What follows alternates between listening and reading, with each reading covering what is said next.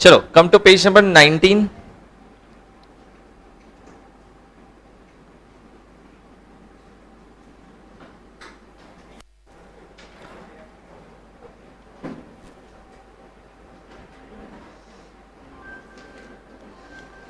अच्छा देखो, the chapter is right to information act, weightage is 5 marks.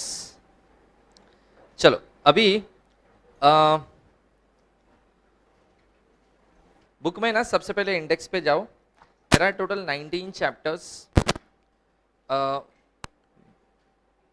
और ये जो चैप्टर है, देखो मैं तुमको जो भी चैप्टर पढ़ाऊंगा I will give you weightage also, but weightage is a tentative weightage.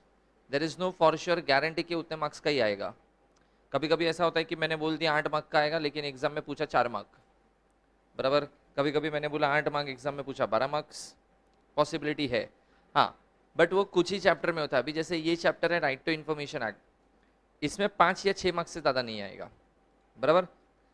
So I will give you कि भाई देखो पढ़ना कैसा है, कैसे चैप्टर्स है। और लास्ट में मतलब आधा 1 घंटा हो जाएगा ना, उसके बाद आई will give you one PDF. जो एक स्टूडेंट था, he scored 79 in GL out of 100, बराबर। तो उसका पेपर देखोगे ना तो तुमको समझेगा कि पेपर लिखते कैसे। बिकॉज द प्रॉब्लम इज तुमको आएगा सब, बराबर, बट वेन आई से ना कि चलो लिख के बताओ, तो सबसे पहला क्वेश्चन चालू किधर से करने का, बराबर। तो वो सबसे बड़ा एक बेसिक प्रॉब्लम है स्टूडेंट्स का कि नॉलेज अच्छा होता है, ज्ञान मस्त दे सकते, कंसेप्ट दूसरों को समझा भी सकते, बट जब लिखने का टाइम आया ना तो आंसर लिख ही नहीं पाते लोग। और कैसा होता है ना कि जब तुम 100 मार्क्स पेपर लिखोगे तब जाके कुछ 50-55 आएंगे। तो सबसे पहले मोस्ट इंपॉर्टेंट टारगेट ये रखना कि कोई भी एग्जीक्यूटिव का paper try to finish it off. खत्म नहीं होएगा, तुम बाहर आके ऐसा बोलोगे ना 80 मार्क्स का लिख के आए, then it is very difficult to get 40। ऐसा नहीं है, 80 मार्क्स का लिख के भी लोगों को 60 आते हैं, but that depends upon then quality. जैसे बट सबके साथ ऐसा नहीं होता है। मेजॉरिटी के साथ क्या होता है, फेल होते हैं। कि मतलब 80 मार्क का पेपर लिख के आया 35, खत्म हो जाएगा। तो बेटर है सबसे पहले ट्राई करना क्या, पेपर कंप्लीट करने का, बराबर। चलो ये चैप्टर के ऊपर वेटेज लिख के रखो 5 to 6 मार्क्स। इतने मार्क्स के लिए ये चैप्टर आएगा। हाँ, उसमें देखो सबसे पहले ये जो चैप्टर था लॉ रिलेटिंग टू क्राइम, वो था 8 to 10। उसके बाद था ये इंटरप्रिटेशन ऑफ स्टैच्यूट्स, वो था अराउंड 8। फिर और एक कौन सा किया, टोपा, 8 to 10, ठीक है। और ये है 5 to 6। Sources of law around 6 to 8। अभी देखो सबसे पहले तो राइट टू इंफॉर्मेशन एक्ट, ये एक्ट है ना 2005 में जब इंट्रोड्यूस हुआ था। एक्चुअली ये लॉ काफी सारी कंट्री पहले ही अडॉप्ट कर चुकी थी।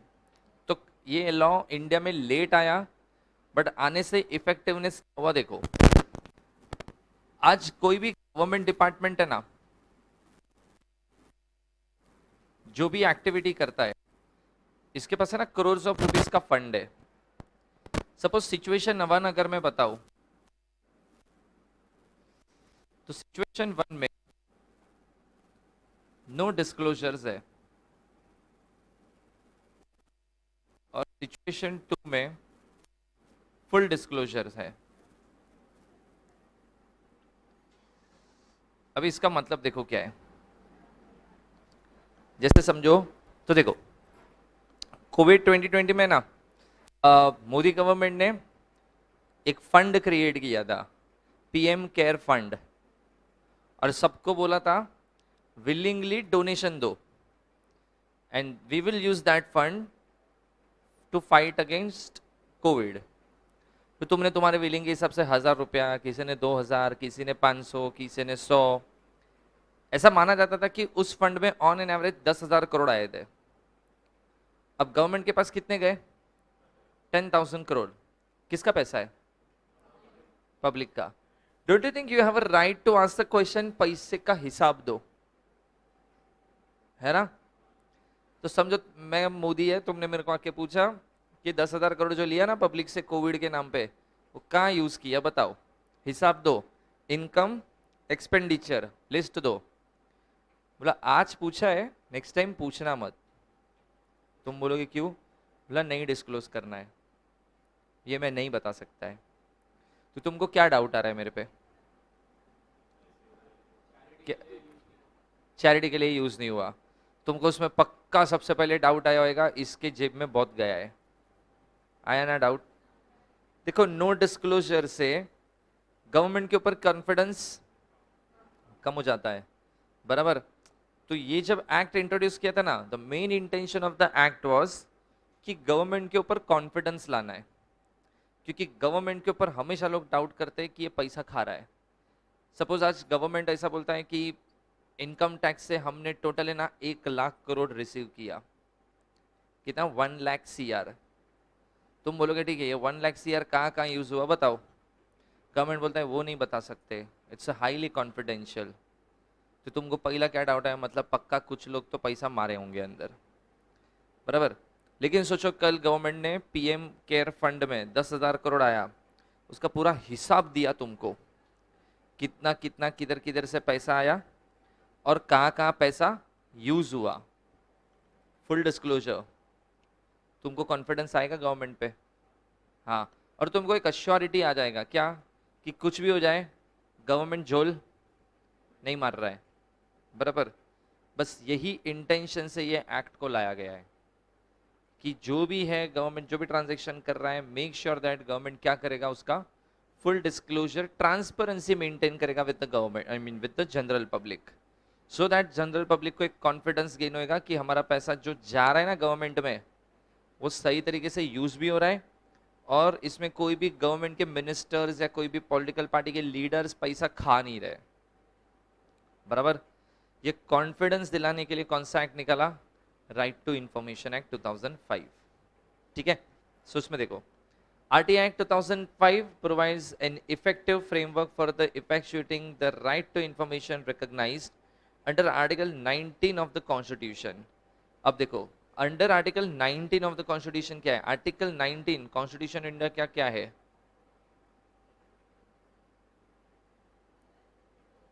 आर्टिकल 19 कॉन्स्टिट्यूशन ऑफ EET वालों, EET पास आउट हो ना? आर्टिकल 19, अच्छा कौन सीधा ग्रेजुएशन की बात कर रहा है? CS वालों, तुम एग्जेम्प्टेड हो, तुम आंसर नहीं दोगे चलेगा, बाकी सब EET वाले हो ना? अब भी पास हुए ना? उसमें याद एक चैप्टर होता था लॉ में, constitution of India, thank you. हाँ, उसमें ना 6 फंडामेंटल राइट्स होते थे, उसमें सेकंड फंडामेंटल राइट्स था, अभी इतने इससे क्या बोलेगा बे मैं, राइट टू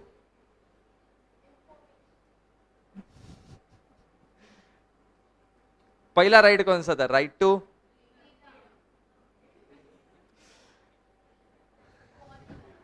हाँ हाँ कौन सा था? राइट टू इक्वालिटी था। सेकंड था right to freedom, second right to freedom था। राइट टू फ्रीडम के अंदर 6 फ्रीडम होते थे, freedom of speech and expression, move within a territory of India. तो जो राइट टू फ्रीडम था ना, उस पे फ्रीडम में हमको ये एक फ्रीडम भी है क्या, कि as a respected citizen of India I have full right to demand from the any government कि इसका हिसाब दो, चलो मेरे को जानने का है क्या हो रहा है। आज तुमको ऐसा लग रहा है कि गवर्नमेंट ऐसा कब से बोलता है रेलवे तो लॉस में, रेलवे तो लॉस में, तुमने बोला साला किधर लॉस में बे, इतने साले TC पकड़ पकड़ के पैसा मारते हैं, कहाँ लॉस में? तो तुमने क्या किया, तुमको खाली सिंपल एक चीज करना है क्या, RTI एक्ट के अंदर एक एप्लीकेशन डालनी है रेलवे को, क्या कि मेरे को इनकम और एक्सपेंसेस का हिसाब दो, and they will give you all the information related to that, बराबर? फिर घर पे बैठ के देख लो प्रॉफिट है कि लॉस है, बराबर? So as a citizen you have right to ask the question, As a citizen, you have right to demand information from the government, and they will give you all their detailed information under full disclosure. Under which act? RTI Act. समझा? ठीक है, आगे देखो features क्या लिखा है. So what are the features of the RTI Act? The first is it is applicable to whole of India. RTI Act पूरे India में applicable है. It provides very definite date for its commencement, that is 120 days from the enactment. इसका एक logic है, वो आगे एक topic आएगा ना तब मैं बताऊंगा. नेक्स्ट देखो, applicable to only public authorities and not to private transaction. देखो RTI तुम किसके अंडर फाइल कर सकते हो, अंडरलाइन करो, पब्लिक अथॉरिटी. तुम खाली किसकी इंफॉर्मेशन मांग सकते हो, पब्लिक अथॉरिटी की इंफॉर्मेशन मांग सकते हो. मतलब जितने भी गवर्नमेंट कंट्रोल डिपार्टमेंट्स है ना, गवर्नमेंट कंट्रोल ऑर्गेनाइजेशंस है, तुम उसकी इंफॉर्मेशन ही मांग सकते हो.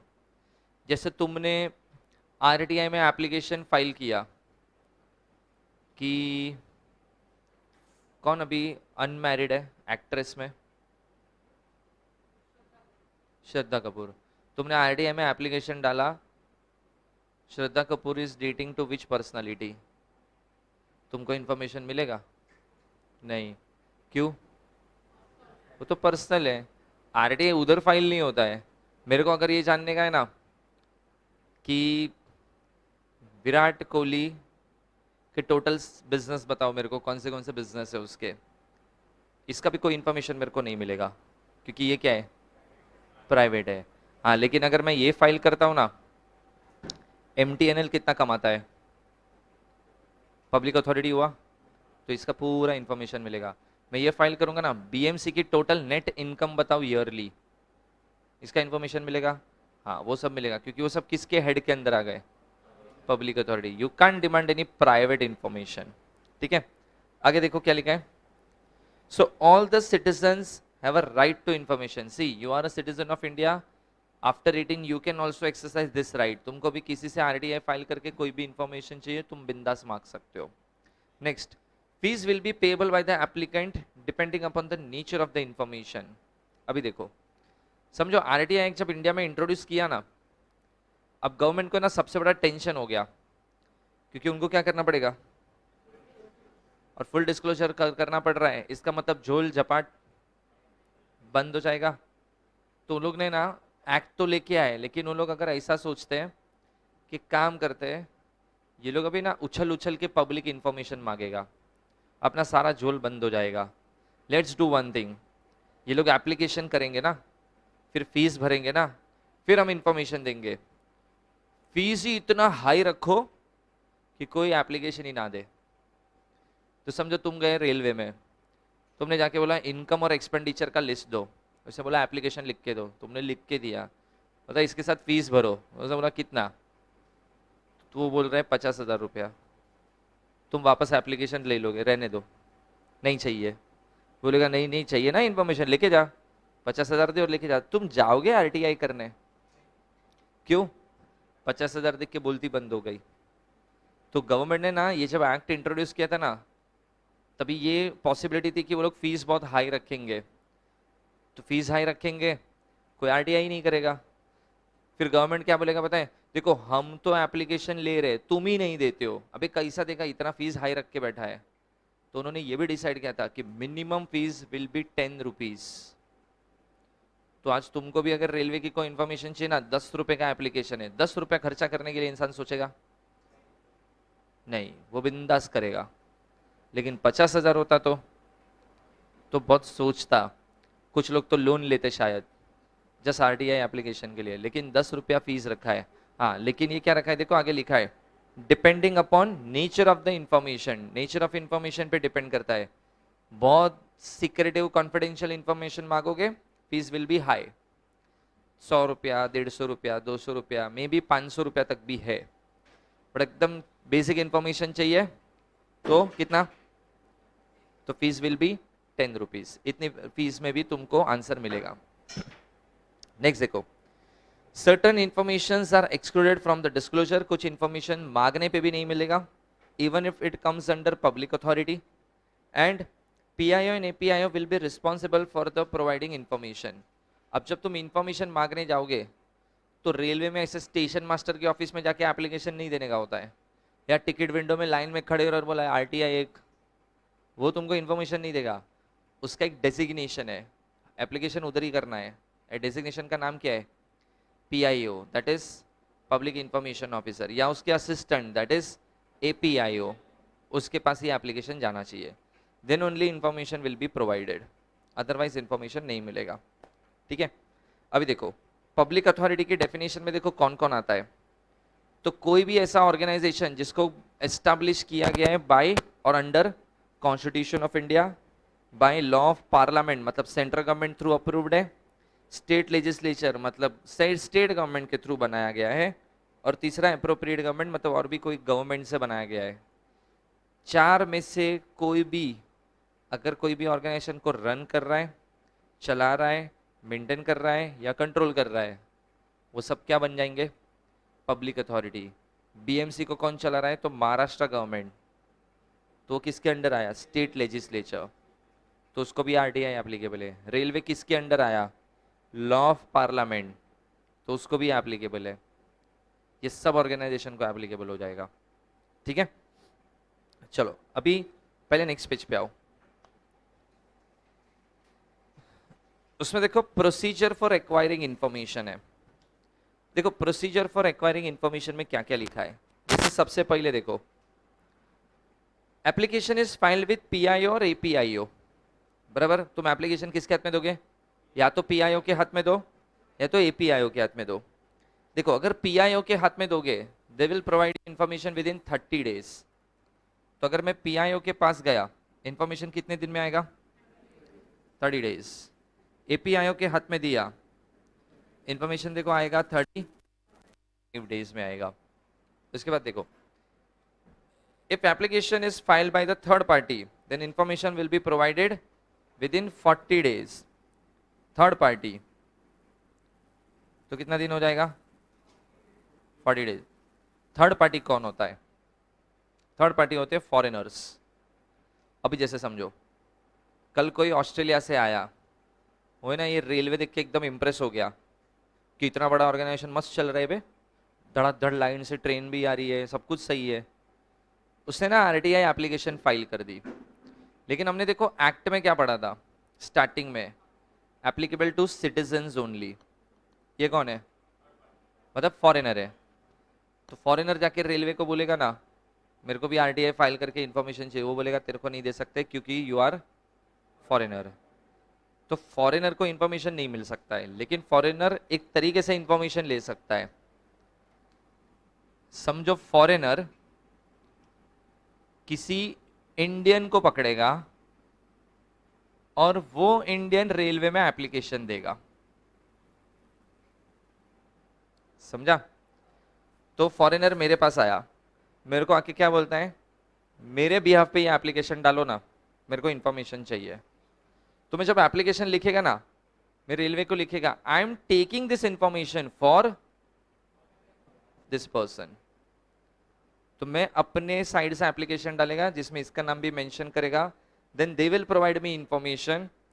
बट देखो first party, second party, third party, तो थर्ड पार्टी है ना इधर, तो ऐसे केस में इंफॉर्मेशन कितने दिन में आएगा? 40 डेज में आएगा, समझा? ओके उसके बाद देखो नेक्स्ट इज,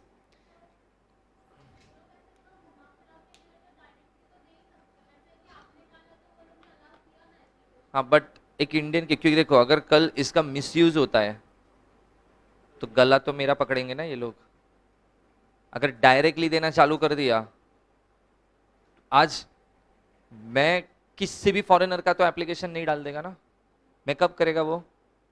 अगर वो पर्सन मेरे लिए क्या है? नोन है तो ही मैं करेगा, अदरवाइज में नहीं करेगा।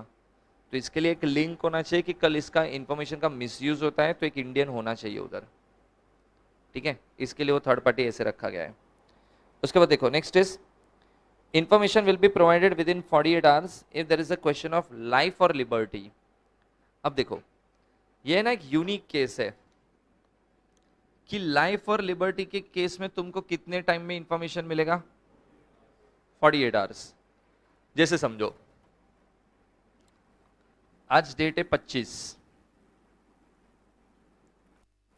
समझो दुर्गेश को है ना आज के दिन डेथ पेनल्टी सुनाया, किसको फांसी देना है, और फांसी का डेट है समझो 25।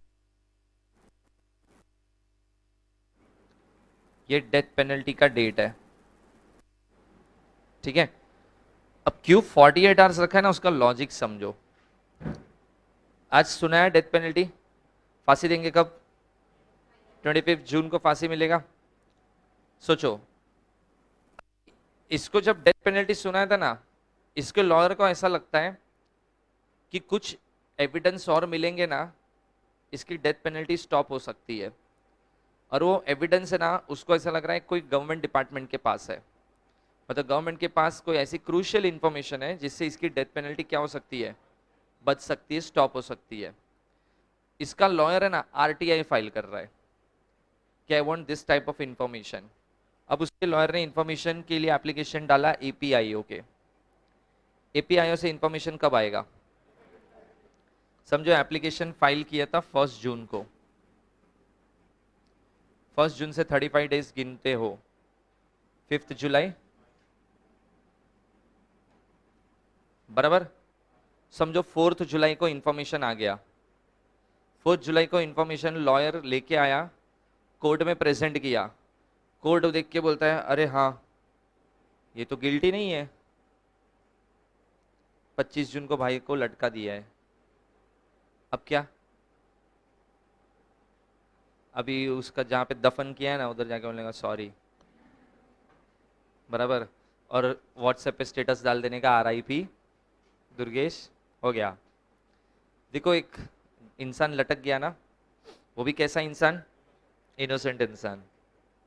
मतलब मैं ऐसा बोलूं किसी लाइफ डिपेंडेंट थी तो उसमें 35 दिन 40 दिन लगाओगे, उसको लटका देंगे तब तक। तो इसके लिए ये इमरजेंसी सिचुएशन है, इसके लिए इंफॉर्मेशन 48 आवर्स में आता है। उधर 30 दिन 35 दिन 40 दिन रुकाते नहीं है कभी, तब तक तो डेथ पेनल्टी दे देंगे, खत्म हो जाएगा फिर तो वो, ठीक है। उसके बाद देखो time taken for the calculation and the examination of the fees excluded from the time frame. जिस दिन तुमने एप्लीकेशन दिया उस दिन से नहीं, उसके बाद से टाइम फ्रेम चालू होएगा। तो जो फीस लेते हैं ना वो लोग, वो नेक्स्ट दिन से कैलकुलेट करते हैं। And no action on application for 30 days is deemed refusal. देखो एप्लीकेशन अगर तुम पीआईओ को देते हो, कितने टाइम में इंफॉर्मेशन आता है, 30 दिन खत्म हो गया, इंफॉर्मेशन नहीं आया तो समझ जाने का क्या, एक्सेप्टेंस की रिफ्यूज, बराबर, वो डीम्ड रिफ्यूजल है। And no fees for the delayed response. समझो इनको इंफॉर्मेशन गैदर करने में 2-4 दिन एक्स्ट्रा लग गए, वो 2-4 दिन एक्स्ट्रा उन्होंने लगाए ना, उसका पैसा मैं नहीं देगा। मैं तो स्टैंडर्ड पीआईओ का केस है तो 30 डेज का फीस देगा, पीआईओ का केस है तो 35 डेज का फीस देगा। मेरे को ऐसा बोलेंगे ना तेरा 35 नहीं 38 डेज में इंफॉर्मेशन आया, काम कर 3 दिन का पैसा और भर दे, मैं क्यों भरूं, वो तुम्हारा काम था, तुम टाइम पे नहीं दे रहे हो, मैं उसका एक्स्ट्रा पैसा नहीं देगा।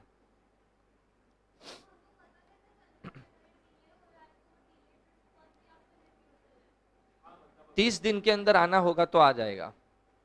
अगर तू किसी को प्रपोज करके आई, तूने ऐसा बोला due date is to give me answer yes और नो इज 25 जून, 26 जून आ गया, मतलब क्या हुआ,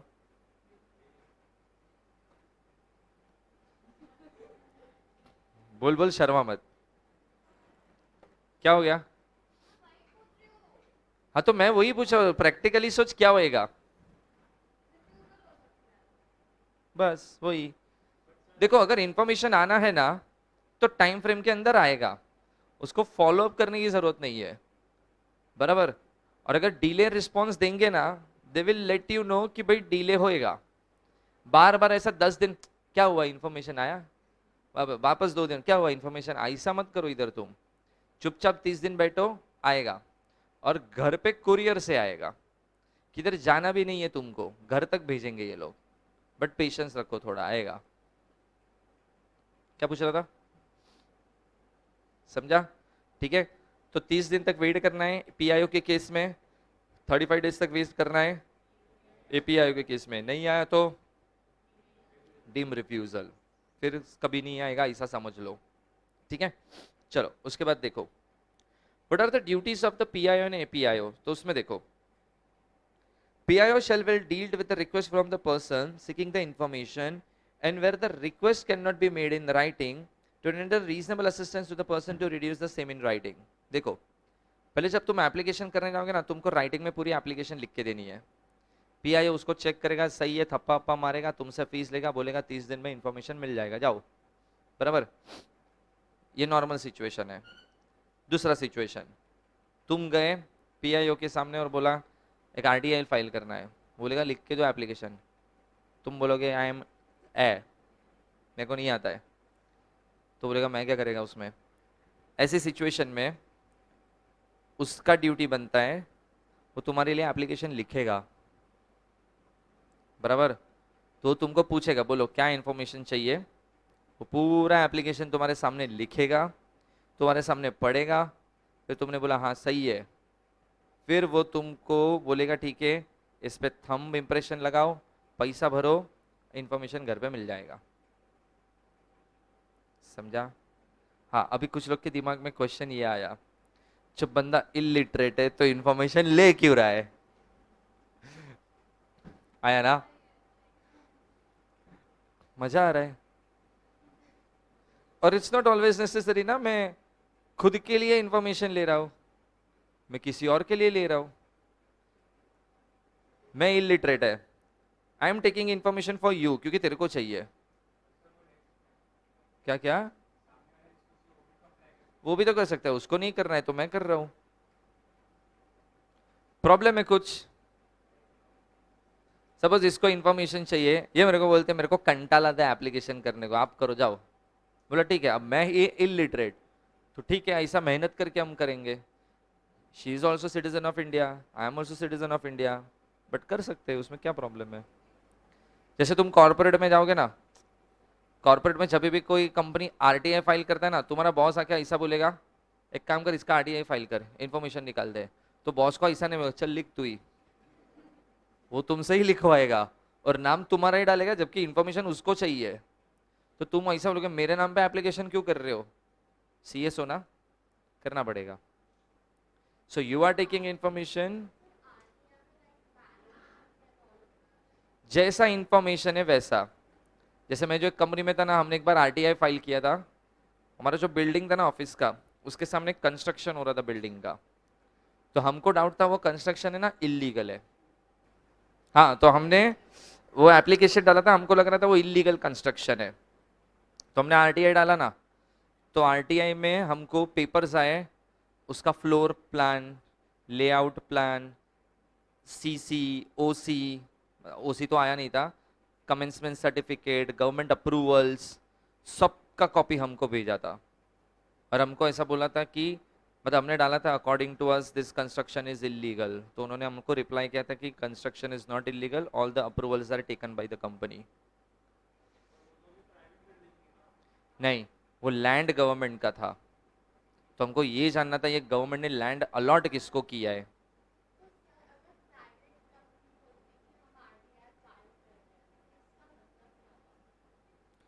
प्राइवेट कंपनी RTI फाइल करता है मतलब उसको कोई गवर्नमेंट से इंफॉर्मेशन चाहिए, इसके लिए वो फाइल कर रहा है, ठीक है।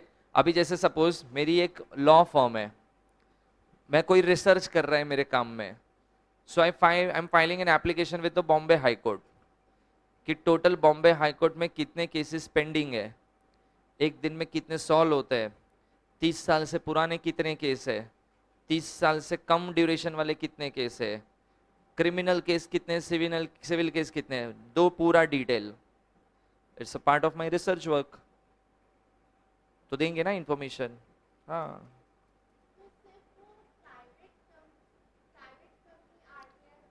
प्राइवेट कंपनी RTI फाइल कर सकता है, तुम प्राइवेट कंपनी की इंफॉर्मेशन के लिए RTI फाइल नहीं कर सकते, सिर्फ गवर्नमेंट के लिए। मतलब तुमको इंफॉर्मेशन गवर्नमेंट से मांगना है तो ही RTI होता है,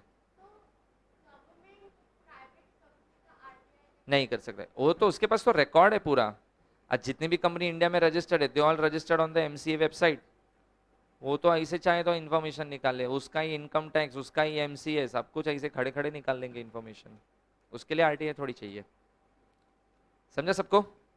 ठीक है, चलो अभी देखो second, if allowing the partial access, the PI shall give notice to the applicant informing that only part of the record requested after severance in the record containing the information which is exempt from the disclosure is being provided. अभी देखो इसका आगे cancer answer फिर से आएगा, but इधर खाली इतना सुन लो, तुमने है ना 4 इंफॉर्मेशन मांगी कि फर्स्ट ये चाहिए, सेकंड ये चाहिए, थर्ड ये चाहिए, फोर्थ ये चाहिए, चारों लाइन से पॉइंट लिख दिए, एप्लीकेशन सबमिट किया, तुमको रिप्लाई आया 30 दिन के अंदर, जो रिप्लाई आया ना उसमें खाली 2 ही इंफॉर्मेशन लिखा है, तो तुम वापस आरटीआई डिपार्टमेंट में जाके बोलते हो 4 मांगा था, 2 क्यों दिया और 2 क्यों नहीं दिया, वो तुमको ऐसा बोलेगा 2 हम डिस्क्लोज नहीं कर सकते, ये एग्जेम्प्टेड कैटेगरी है, प्रोहिबिटेड कैटेगरी है, इसकी इंफॉर्मेशन नहीं दे सकते हम, बराबर? तो मतलब इन शॉर्ट डिस्क्लोजर फुल किया कि पार्शल किया, वो भी हो सकता है, 4 मांगा 1 ही दिया, 3 रिजेक्ट मारा, 4 मांगा 2 ही दिया, 2 रिजेक्ट मारा, वो भी हो सकता है, कुछ भी हो सकता है। क्या? हाँ, जब रिजेक्ट मारेंगे तो definitely they will mention reason on what grounds it is rejected, ठीक है, वो रीजन तो हमेशा मेंशन होएगा, ठीक है। चलो अभी है ना देखो 2 आंसर है, पहले पेज नंबर 22 पे आओ,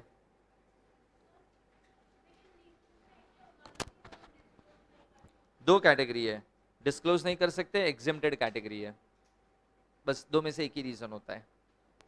जैसे देखो, हाँ वही बता रहा हूँ, पेज 22 पे आओ, उसमें देखो एक्सक्लूडेड कैटेगरी है, मिला, और पेज 21 पे देखो एग्जेम्प्टेड कैटेगरी है। एक्सक्लूडेड और एग्जेम्प्टेड में फर्क क्या है? एक एक्सक्लूडेड है और एक एग्जेम्प्टेड है,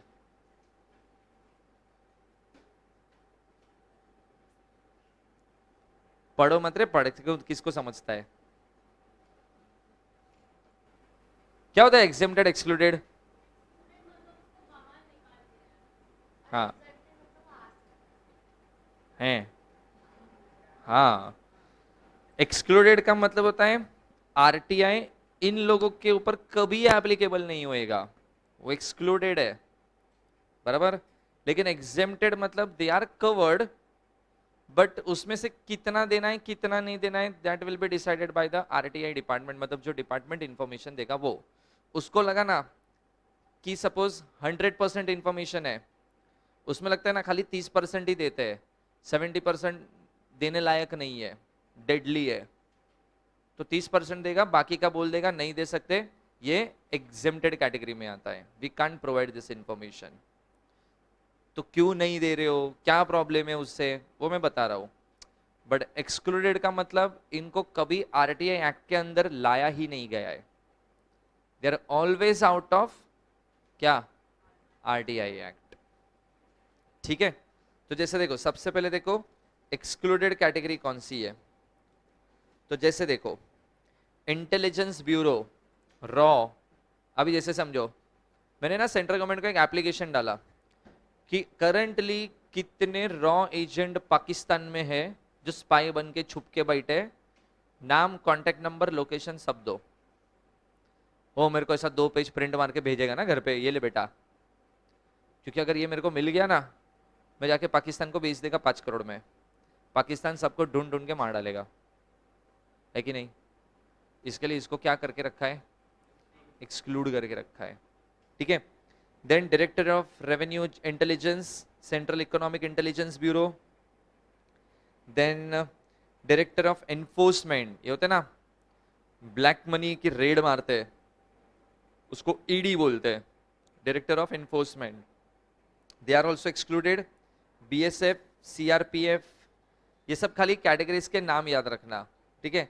CISF, NSG, Assam rifles, special service bureau, special branch CID, ठीक है, ये सारे लोगों के ऊपर तुम कभी आरटीआई फाइल नहीं कर सकते क्योंकि उनको कवर ही नहीं किया गया है, यूनियन टेरिटरी आ गया ना इसके लिए, नहीं सिर्फ अंडमान निकोबार है, उसको स्पेशल प्रोविजन दिया है। जैसे देखो वो है बीएसएफ, बीएसएफ क्या होता है, border security force, CISF, sorry CRPF, central reserve police force, ITBP, Indo Tibetan border police. तुमको फुल फॉर्म याद रखने की जरूरत नहीं है, छोड़ो। हाँ हाँ, फिर रहने ही दो ना। हाँ अच्छा, एनएसजी ये कमांडोज होते हैं। तो मैं ऐसा बोलूंगा ना, करंटली सारे कमांडोज कौन से सेंटर में है बताओ मेरे को। हाँ, क्योंकि मेरे को उधर जाके बॉम्ब फेंकना है, तो ऐसा इन्फॉर्मेशन मेरे को कभी नहीं मिलेगा। बराबर, ये सबको कभी आरटीआई एक्ट के अंदर लिया भी नहीं गया है और ना कभी ये लोग लाएंगे इसको, बिकॉज अदरवाइज तो इसके ऊपर लोग भर भर के इंफॉर्मेशन निकाल लेंगे और इंडिया की इंटीग्रिटी सिक्योरिटी को थ्रेट हो जाएगा, इसके लिए कभी नहीं देंगे। बराबर, जैसे मैंने आरटीआई एप्लीकेशन डाला एनफोर्समेंट डिपार्टमेंट को, नेक्स्ट 5 साल में किधर किधर रेड मारने वाले हो लिस्ट दो ना मेरे को, वो मेरे को दे देंगे ना, हाँ हाँ लेके जा। बराबर, देन देखो ये होता है नारकोटिक्स कंट्रोल ब्यूरो, वो रिया चक्रवर्ती, सुशांत सिंह राजपूत, मैं उनको जाके आरटीआई फाइल करेगा, बताओ ना केस किधर तक पहुंचा। तुमको क्या लगता है रिया चक्रवर्ती है क्या? क्या एविडेंस मिला तुमको रिया चक्रवर्ती? तुमको लगता है मेरे सामने ये सब कुछ डिस्क्लोज होएगा? नहीं, फिर तुम अगर मेरे को मिल गया, मैं तो यूट्यूब चैनल खोलेगा और ये सब चिल्ला चिल्ला के बोलेगा, फिर बोलेगा लाइक करे सब्सक्राइब करे फॉर मोर वीडियोस। तो यार पुलिस को इन्वेस्टिगेशन करने में कितना प्रॉब्लम क्रिएट हो जाएगा फिर, इसके लिए ये सबको एक्सक्लूड करके रखा है। ठीक है, अभी देखो ये एक्सक्लूडेड कैटेगरी हो गया। Now come to exempted category. देखो एग्जेम्प्टेड कैटेगरी मतलब क्या, तुम इसके लिए एप्लीकेशन डालो बट गवर्नमेंट को लगता है ना इतना देने में तकलीफ नहीं है, इतना तो दे सकते हैं। ठीक है, जैसे समझो तुम्हारे घर में कभी ऐसा हुआ है, घर में ना कुछ कांड हो गया फैमिली में, समझो तुमने मम्मी पापा को पूछा क्या हुआ कांड बताओ ना, तो मम्मी पापा ऐसे होते छोड़ना जाने देना, बस ऐसे समझ कुछ खराब हुआ है। तुम बोलोगे अरे बताओ तो सही क्या हुआ, तो बोलोगे जाने दे छोड़। तुमको खाली इतना बताया कि कुछ खराब हुआ है, प्रॉब्लमेटिक सिचुएशन है, कुछ दिन में ठीक हो जाएगा। तुमको कुछ और बताया तो तुम्हारे मॉम डैड को क्या लग रहा है, तुम्हारे लिए इतना ही जानना बराबर है, इससे ज्यादा तुम जानो ही मत। बराबर, तो ऐसी सब चीजें फिर वो लोग डिस्क्लोज नहीं करते, तो वो लोग कौन है, एग्जेम्प्टेड कैटेगरी में आते हैं वो सब। जितना तुमको तुम्हारे लिए तुम्हारे कानों के लिए सुनना सही है उतना ही सुनाएंगे, बाकी का नहीं सुनाएंगे। तो देखो फर्स्ट क्या है उसमें, where the disclosure prejudicially affect the sovereignty and integrity of India, the security, strategic, scientific, economic interest of the state, relation with the foreign state, or lead to incitement of an offense। समझो 92 में है ना हिंदू मुस्लिम के बहुत rights होते थे 92 के आसपास। मैंने ना आज आरटीआई एप्लीकेशन डाला सेंट्रल गवर्नमेंट को कि हिंदू मुस्लिम के लास्ट 30 साल में जितने भी राइट्स हुए ना, मेरे को सबकी इंफॉर्मेशन चाहिए। एंड मेरे को स्पेशली ये जानना है उसमें मुस्लिम्स कितने मरे हैं। बराबर, सपोज मैं मुस्लिम है और मैंने ये एप्लीकेशन फाइल किया, गवर्नमेंट पता है क्या सोच रहा है, ये इंफॉर्मेशन लेके मैं क्या करेगा, कैसे?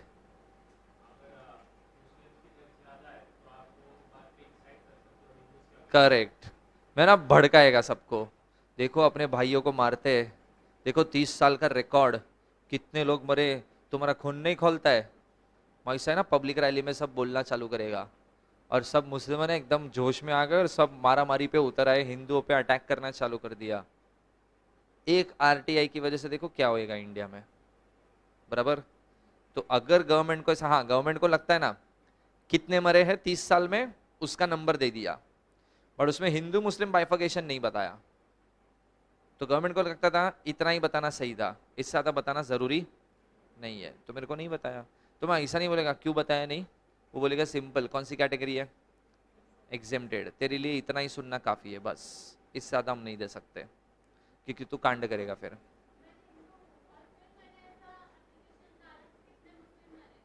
तो भी नहीं देंगे क्योंकि इनको ये भी डाउट है तू हिंदू के नाम पे एप्लीकेशन तो डाल रही है, फिर पाकिस्तान को या किसी मुस्लिम कम्युनिटी को इन्फॉर्मेशन तू देगी, तेरा भरोसा नहीं है ना। अरे मतलब एग्जाम्पल दे रहा हूँ क्योंकि लोग क्या करते हैं, ये भी तो हो सकता है ना, तो फिर क्यों रिस्क लेने का फालतू में, बराबर। सेकंड देखो, information which has been expressly forbidden by any court or tribunal or the disclosure of which may constitute contempt of court।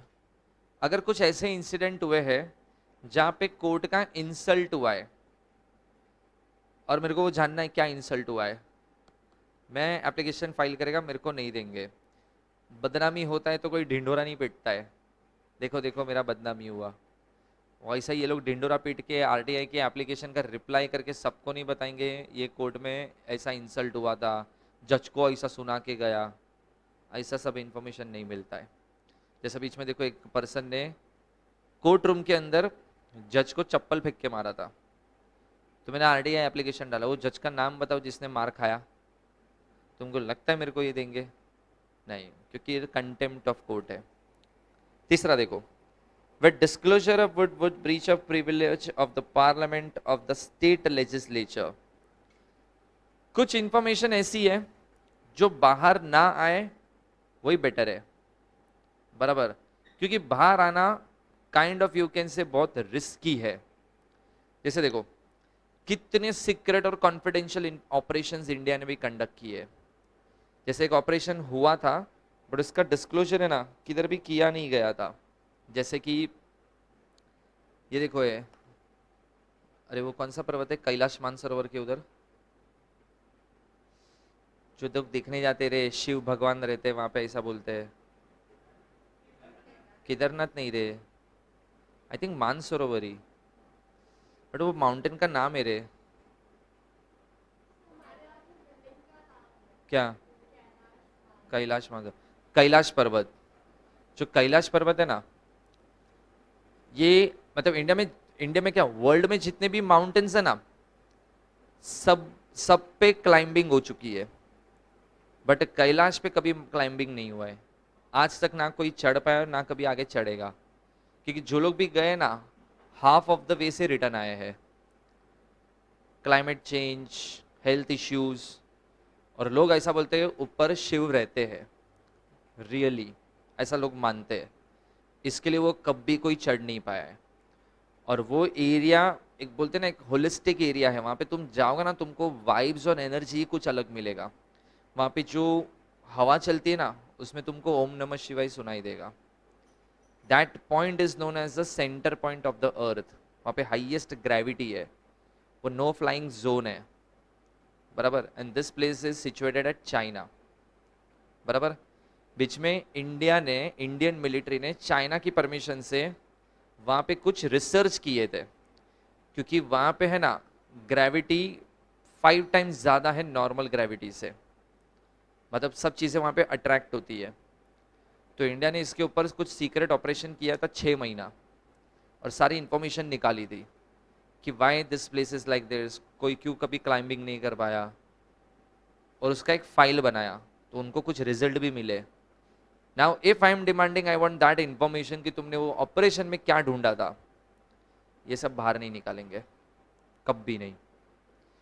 जैसे देखो उरी अटैक हुआ था, उसके बाद इंडिया ने सर्जिकल स्ट्राइक किया था, तो कुछ लोग है ना ये क्वेश्चन कर रहे थे कि सर्जिकल स्ट्राइक है ना हुआ ही नहीं है, वो गवर्नमेंट ने हेकड़ी मार दिया ताकि पब्लिक का कॉन्फिडेंस गवर्नमेंट पे बना रहे। बट मोदी को एक इंटरव्यू में पूछा था ना क्या सर्जिकल स्ट्राइक हुआ था, उसने बोला हुआ था। तो इंटरव्यूअर ने ऐसा पूछा कैसे पता, तो बोलता है मैंने लाइव देखा है। जितने भी सोल्जर्स गए थे ना सबके हेलमेट के ऊपर कैमरा लगाया था, और मैंने देखा था, और मैंने उनको बोला था मैं पूरा 3 घंटा 4 घंटा जितना भी ऑपरेशन चलेगा ना मैं बैठ के देखेगा, बट मेरे को देखना है क्या हो रहा है। तो पूरा रिकॉर्डिंग मोदी ने बोला था we have entire recordings of that surgical strike. तो उन्होंने बोला दिखा क्यों नहीं देते, तो बोलता है नहीं दिखाना है हमको। जब ऐसा लगेगा ना कि पब्लिक का कॉन्फिडेंस चला गया है, पब्लिक बिलीव नहीं कर रहा है हमारी बात पे, हमको लगेगा हम एक वीडियो दिखा देंगे। But I don't think right now that is required right now. अब उन लोग के हिसाब से पूरा 4-5 घंटे का वीडियो रिकॉर्डिंग है। मैं आरटीआई एप्लीकेशन डालूं, भेजो ना गूगल ड्राइव पे, मेरे को देखने का है। तुमको लगता है मेरे को दे देंगे? कभी नहीं देंगे।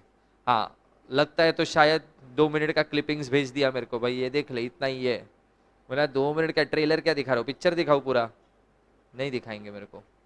उनको ऐसा लगता है कुछ चीजें बाहर ना आए वही बेटर है, बराबर। नेक्स्ट देखो, information including commercial confidence, trade secrets, intellectual property, where disclosure would harm competitive position of the third party, or available to a person in a fiduciary relationship unless the larger public interest so warrant। इसका मतलब देखो, fourth point के अंदर अगर समझो India ने Russia के साथ या यूएई के साथ कोई डीलिंग्स की है, तो वो डीलिंग्स क्या टर्म्स एंड कंडीशन पे हुआ है, अगर तुमको ये जानना है, तुमने आरटीआई फाइल किया, उनको लगेगा उतना इंफॉर्मेशन देंगे कि ये गुड्स या ये सर्विस लेंगे, सामने इतना पे करेंगे। तुम बोलोगे वो ठीक है, डिटेल में बताओ ना, डिटेल में नहीं बताएंगे मेरे को, बिकॉज वो एक ट्रेड सीक्रेट्स है जो ओपन टू ऑल नहीं होता है। ये दो गवर्नमेंट के बीच में कॉन्फिडेंशियल तरीके से बनाया गया है, तो इसका इंफॉर्मेशन कभी नहीं मिलेगा। नेक्स्ट देखो, information received in confidence from the foreign government. अभी जैसे देखो 2021 या 22 में मोदी गवर्नमेंट ने ऐसा बोला था कि इंडिया में ना सबसे ज्यादा ब्लैक मनी कहाँ है, मतलब ब्लैक मनी लोग कहाँ छुपा के बैठे, स्विस बैंक, बराबर। मोदी ने उस टाइम पे ना एक बार ऐसा बोला था, we received 50 people who have invested in the Swiss bank or who have a bank account in the Swiss bank, और स्विस बैंक ने खुद हमको ये लिस्ट दिया है कि तुम्हारे ये 50 लोगों का हमारे यहाँ पे ब्लैक मनी पड़ा है।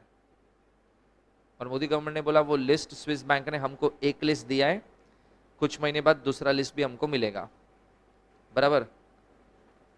मैं आरटीआई फाइल कर रहा हूँ, share that list with me, मिलेगा, बिकॉज उन्होंने वो लिस्ट एक फॉरेन गवर्नमेंट से कॉन्फिडेंस में लिया है कि ये खाली गवर्नमेंट यूज के लिए होगा, इसको पब्लिक के साथ शेयर नहीं करेंगे, तो मेरे को नहीं मिलेगा, ठीक है। नेक्स्ट,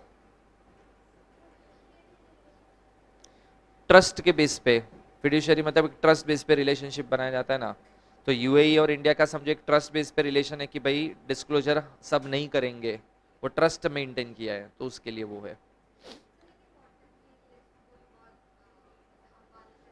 क्या क्या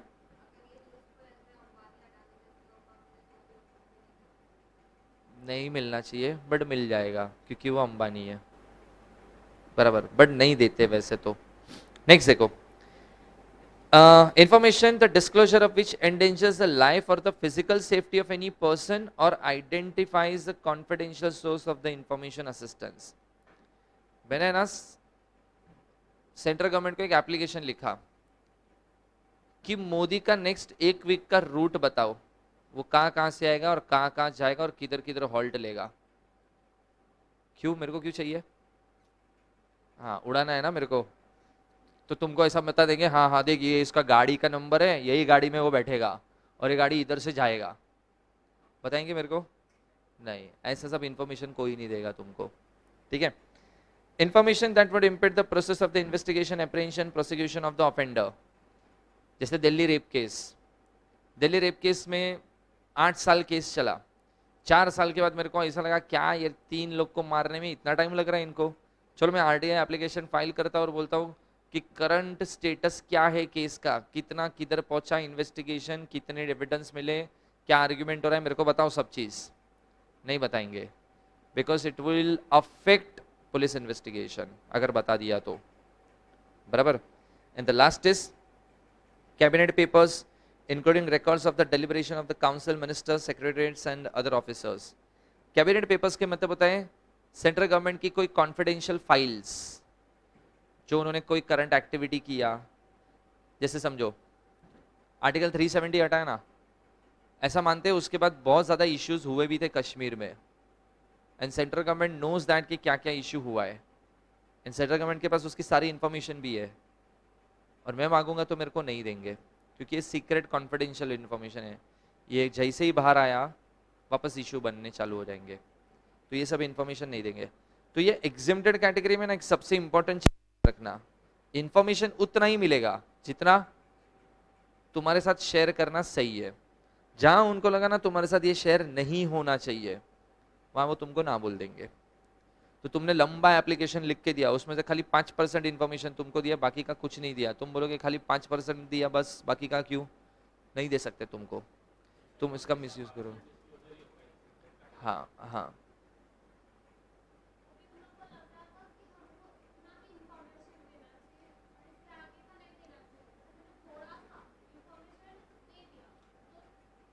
तो जितना उनको लगता है ना डिस्क्लोजर करना सही है उतना दे देंगे, उससे क्या प्रॉब्लम हो गया।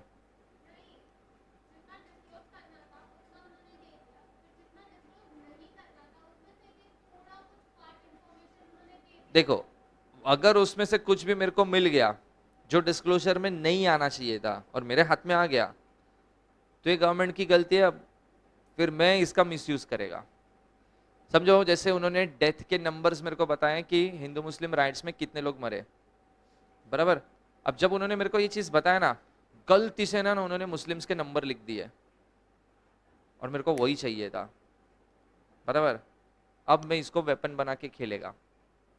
तो गवर्नमेंट है ना, जब आरटीआई डिपार्टमेंट जितने भी होते हैं ना जो इन्फॉर्मेशन देते हैं, वो बहुत सोच समझ के इन्फॉर्मेशन देते हैं और देने से पहले ना 4 बार सोचते हैं इसका मिसयूज हो सकता है क्या, हर एक पॉसिबिलिटी सोचते हैं।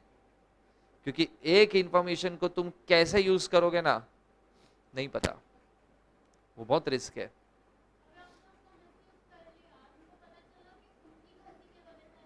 तो बुक तो अभी कुछ नहीं हो सकता है, तुम गधे हो, तुम मेरे को इन्फॉर्मेशन दे रहे हो, तुमको देना ही नहीं चाहिए था मेरे को, बराबर। अभी जैसे तुमको घर वालों ने बता दिया वो अंकल ने ना ऐसा किया और तुम्हारे बारे में ऐसा बोला, नहीं बताना चाहिए था, घर वालों ने तुमको बता दिया। अब तुम्हें ना फोन कर रहे हो अंकल हो, क्या रे मेरे बारे में ऐसा बोलता है, तो तुमको मम्मी अभी उसको फोन नहीं करना था, मैं क्यों नहीं करेगा, मेरे बारे में ऐसा बोला।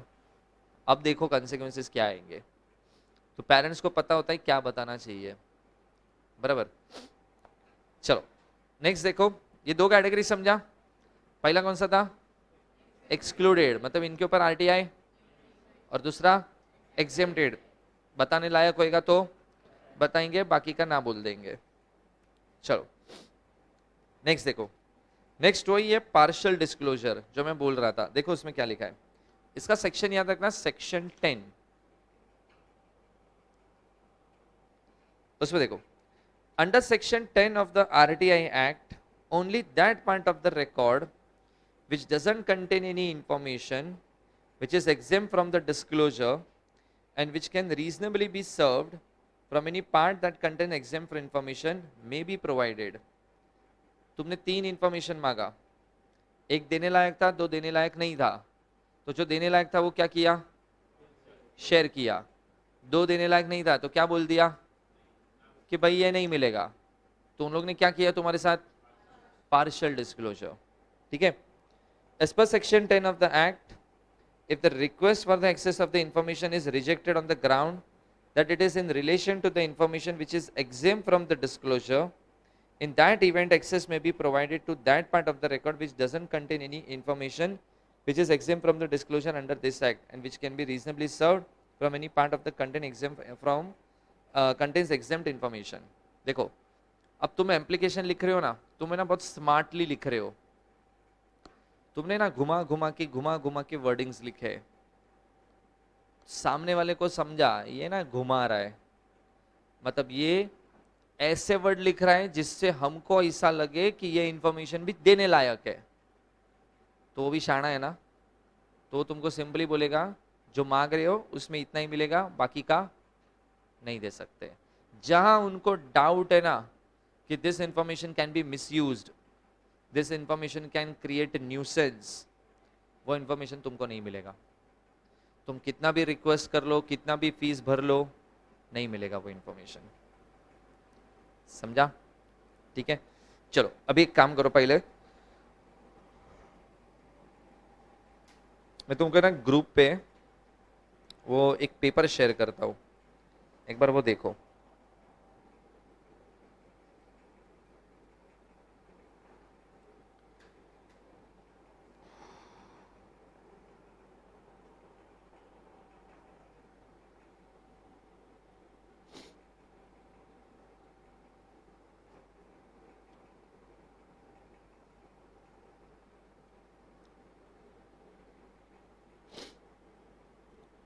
देखो सबसे पहले तो है ना, पेपर के अंदर फर्स्ट थर्ड पेज पे देखो, मतलब जो मेन आंसर शीट पे ऊपर 3 लिखा है, ठीक है, तुम उसमें देखोगे ना, देखो कुछ लोग तुमने अपने एग्जाम में बहुत ये सब किया होगा, लेफ्ट में मार्जिन, राइट में मार्जिन ड्रॉ करते, ऊपर लाइन ड्रॉ करते, नीचे मतलब पेज इतना था अपन इतना बना देते हैं। इसने देखो एक लाइन ड्रॉ नहीं किया है, मतलब एक चीज तो समझा, इसका मार्क्स नहीं मिलता है, बराबर। दूसरा चीज देखो, इसने है ना जो लैंग्वेज यूज किया है ना, देखो तुम लोग के अभी ज्यादा चैप्टर्स हुए नहीं है, कुछ लोग का तो आज फर्स्ट लेक्चर है, तुमको अभी नहीं समझना, तुम 4-5 लेक्चर जाएगा ना, एक मतलब मैं 4-5 टॉपिक कराऊंगा ना, फिर तुम ये पेपर एक बार देखना, तो तुमको समझेगा कितना सिंप्लीफाइड लैंग्वेज में इसने आंसर लिखे हैं, कोई हैवी टेक्निकल वर्ड्स कुछ भी यूज नहीं किया है, मतलब एक नॉर्मल इंसान भी पढ़ेगा ना उसको वो कंसेप्ट समझ जाएगा, इतना सिंप्लीफाइड लैंग्वेज में इसने लिखा है। अभी देखो सबसे पहले आ जाओ पेज नंबर,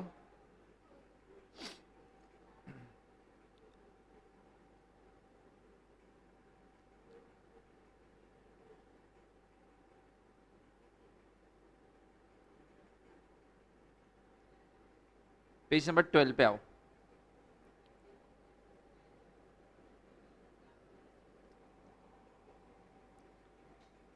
मिला?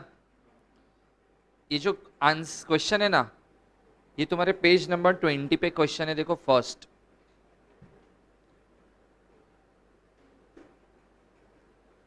पेज 20 पे देखो फर्स्ट क्वेश्चन है ऊपर,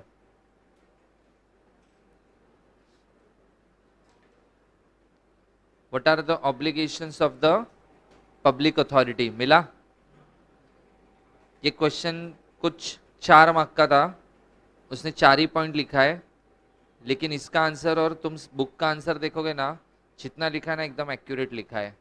उसका फर्स्ट लाइन देखो सेक्शन 4(1)(b) और बुक का फर्स्ट आंसर देखो,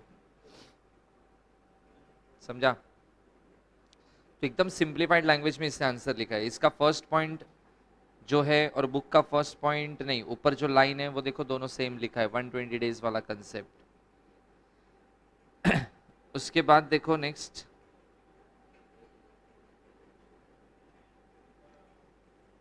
राइट टू इंफॉर्मेशन से ये एक ही आंसर था। अच्छा, जो लोग 3-4 चैप्टर तुम लोग पढ़ चुके हो, तुमको देखो एक आंसर बताता हूँ, पेज नंबर 20 पे जाओ।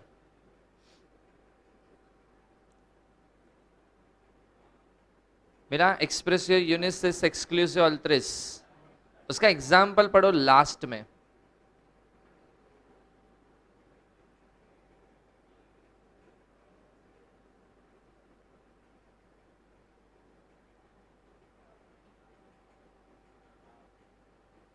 याद है? यही एग्जाम्पल दिया था मैंने, उसने ना, मैंने जितने एग्जाम्पल दिए थे ना, ये हमारा ऑनलाइन बैच था, फर्स्ट कोविड वाला बैच है ये, ठीक है। तो जितने भी ऑनलाइन लेक्चर्स में मैंने जूम लेक्चर पे जो जो एग्जाम्पल्स बताए थे ना, जो मैं लेक्चर में भी बताता हूँ तुमको, ये भाई साहब ने हर एक कंसेप्ट के उधर वो एग्जाम्पल लिखे हैं, बराबर। और देखो ये वही छापा है उसने पूरा,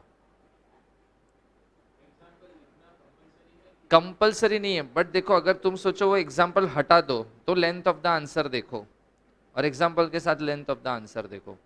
सी अगेन मैं बोल रहा हूँ, length is not important in exam, but the thing is that इंसान एग्जाम्पल तब लिखता है जब वो कंसेप्चुअली बहुत क्लियर है।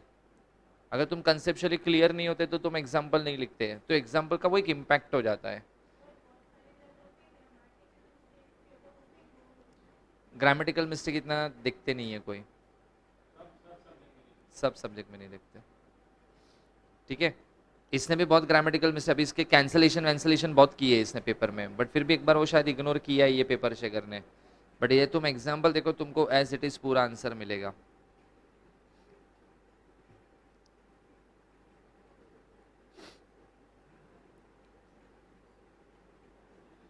इसके बाद है ना, मतलब मैं तुमको बताऊंगा, और भी जो जो इसने आंसर्स लिखे ना, जो जो एग्जाम्पल्स मैं तुमको लेक्चर में दूंगा ना, वही एग्जाम्पल ये पेपर में तुमको मिलेगा सब।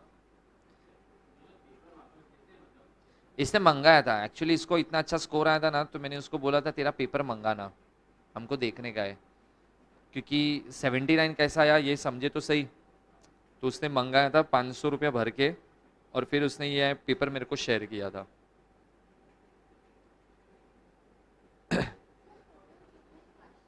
सिक्स।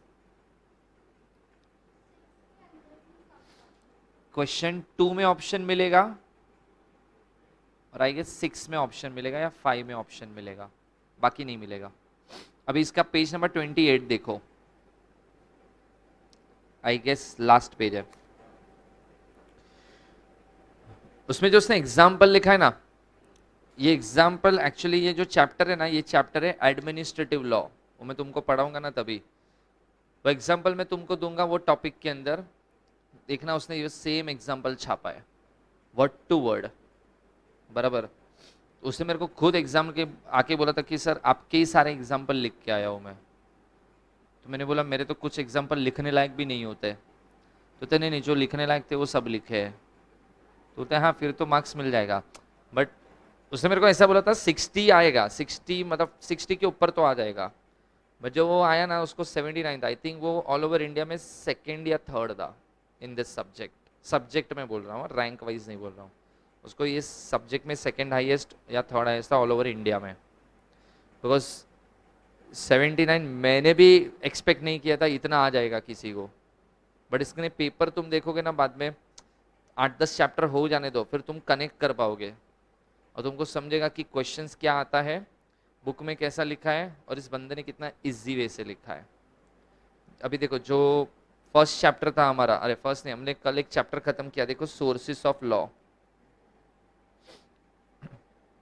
उसमें देखो ये थियरी था रॉस्को पाउंड,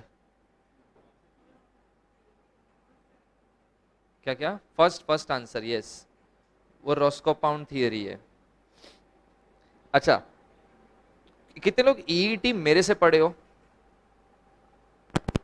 1 2 3 4। तुमको याद है कंसेप्ट पढ़ाया था doctrine of Eclipse constitution of India में? देखो वो पढ़ाया था एग्जिस्टिंग लॉ फ्यूचर लॉ, याद है? उसमें मैंने बताया था देखो एक्लिप्स मतलब क्या होता है। पहले आता है डॉक्ट्रिन ऑफ सेवरेबिलिटी, कि anything which is against constitution of India will be terminated, और जो टर्मिनेट किया वो आधा एक्ट हो गया, उसको कवर अप कौन करेगा? Constitution of India. याद है मैंने पार्टनरशिप एक्ट का एग्जाम्पल दिया था उस टाइम पे। तुमको कॉन्स्टिट्यूशन पढ़ाऊंगा ना वो सेम एग्जाम्पल दूंगा। इसने वो सेम एग्जाम्पल पूरा इधर छापा है पेज नंबर 4 पे। एक बार शायद पढ़ो, देखो तुमको याद आएगा कि ऐसा कुछ एग्जाम्पल मैंने दिया था।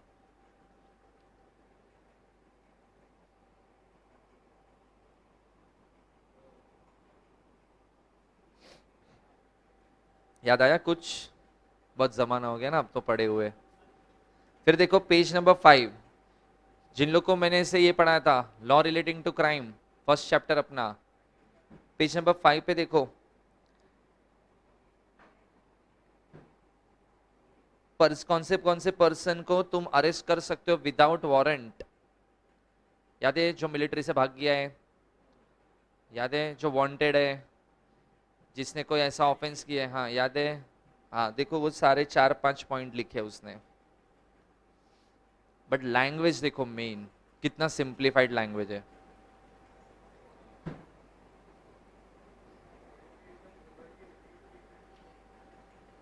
क्या बोल रहा है, जोर से बोल। मॉड्यूल में भर भर के इसके लिए लिखते हैं तुमको डराने के लिए। मतलब देखो मॉड्यूल में तुम देखोगे ना अननेसेसरी रिपीटेशन है। दूसरा सबसे इंपॉर्टेंट चीज मॉड्यूल में कैसा होता है, एक कंसेप्ट है उसपे 5 केस लॉज है, वो लोग पांचों लिखते हैं।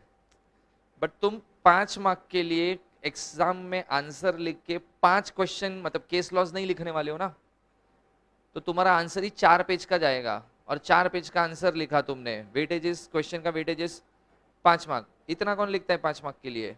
मैंने बेसिक एक्सप्लेनेशन लिखा, एक केस लॉ लिखा, बस हो गया, इससे ज्यादा जरूरत ही नहीं है मेरे को लिखने का। मॉड्यूल रिपीटेशन होता है प्लस मल्टीपल केस स्टडीज डालते हैं ये लोग। पहले टेक्निकल लैंग्वेज में लिखते हैं, फिर सिंप्लीफाइड लैंग्वेज में भी लिखते हैं।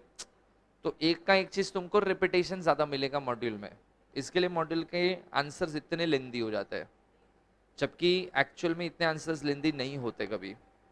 अब तुम देखो ना, इसमें मैक्सिमम क्वेश्चन जो तुमको आएगा ना 8 मार्क, 8 मार्क के लिए मैंने 1.5 पेज तक का आंसर भी लिखा ना, सफिशिएंट है। अभी जैसे तुम ग्रुप 2 में जब आओगे, ग्रुप 2 में एक चैप्टर है रेरा करके, रियल एस्टेट रेगुलेशन, उसमें ना एक आंसर है, क्वेश्चन है, what are the rights and duties of the builder, मतलब जो बिल्डर बिल्डिंग बनाता है ना, राइट्स एंड ड्यूटीज क्या है। ये क्वेश्चन है ना, मैक्सिमम ईबीसीएल के पेपर में क्वेश्चन कितने मार्क का आएगा, 8 मार्क का, उससे ऊपर नहीं आएगा। 8 मार्क के लिए कितने पॉइंट्स लिखोगे तुम, 8 ज्यादा से ज्यादा, बस। बुक में बताएं कितने पॉइंट्स है, 65। कौन पढ़ेगा और क्यों पढ़ेगा। चलो तुमने पढ़ भी लिए 65, तुमको क्वेश्चन आ भी गया, तुम 65 पॉइंट्स लिखने वाले हो, मतलब एक ही आंसर हम लिखेंगे फुर्सत से, बराबर। कम से कम 40 पॉइंट तो मैं लिखेगा, कोई नहीं लिखता है 40 पॉइंट। और तुम 40 भी पॉइंट लिखोगे still you will get out of, और तुम 10 भी लिखोगे still you will get out of 8। तो क्यों मेहनत करने का फालतू में।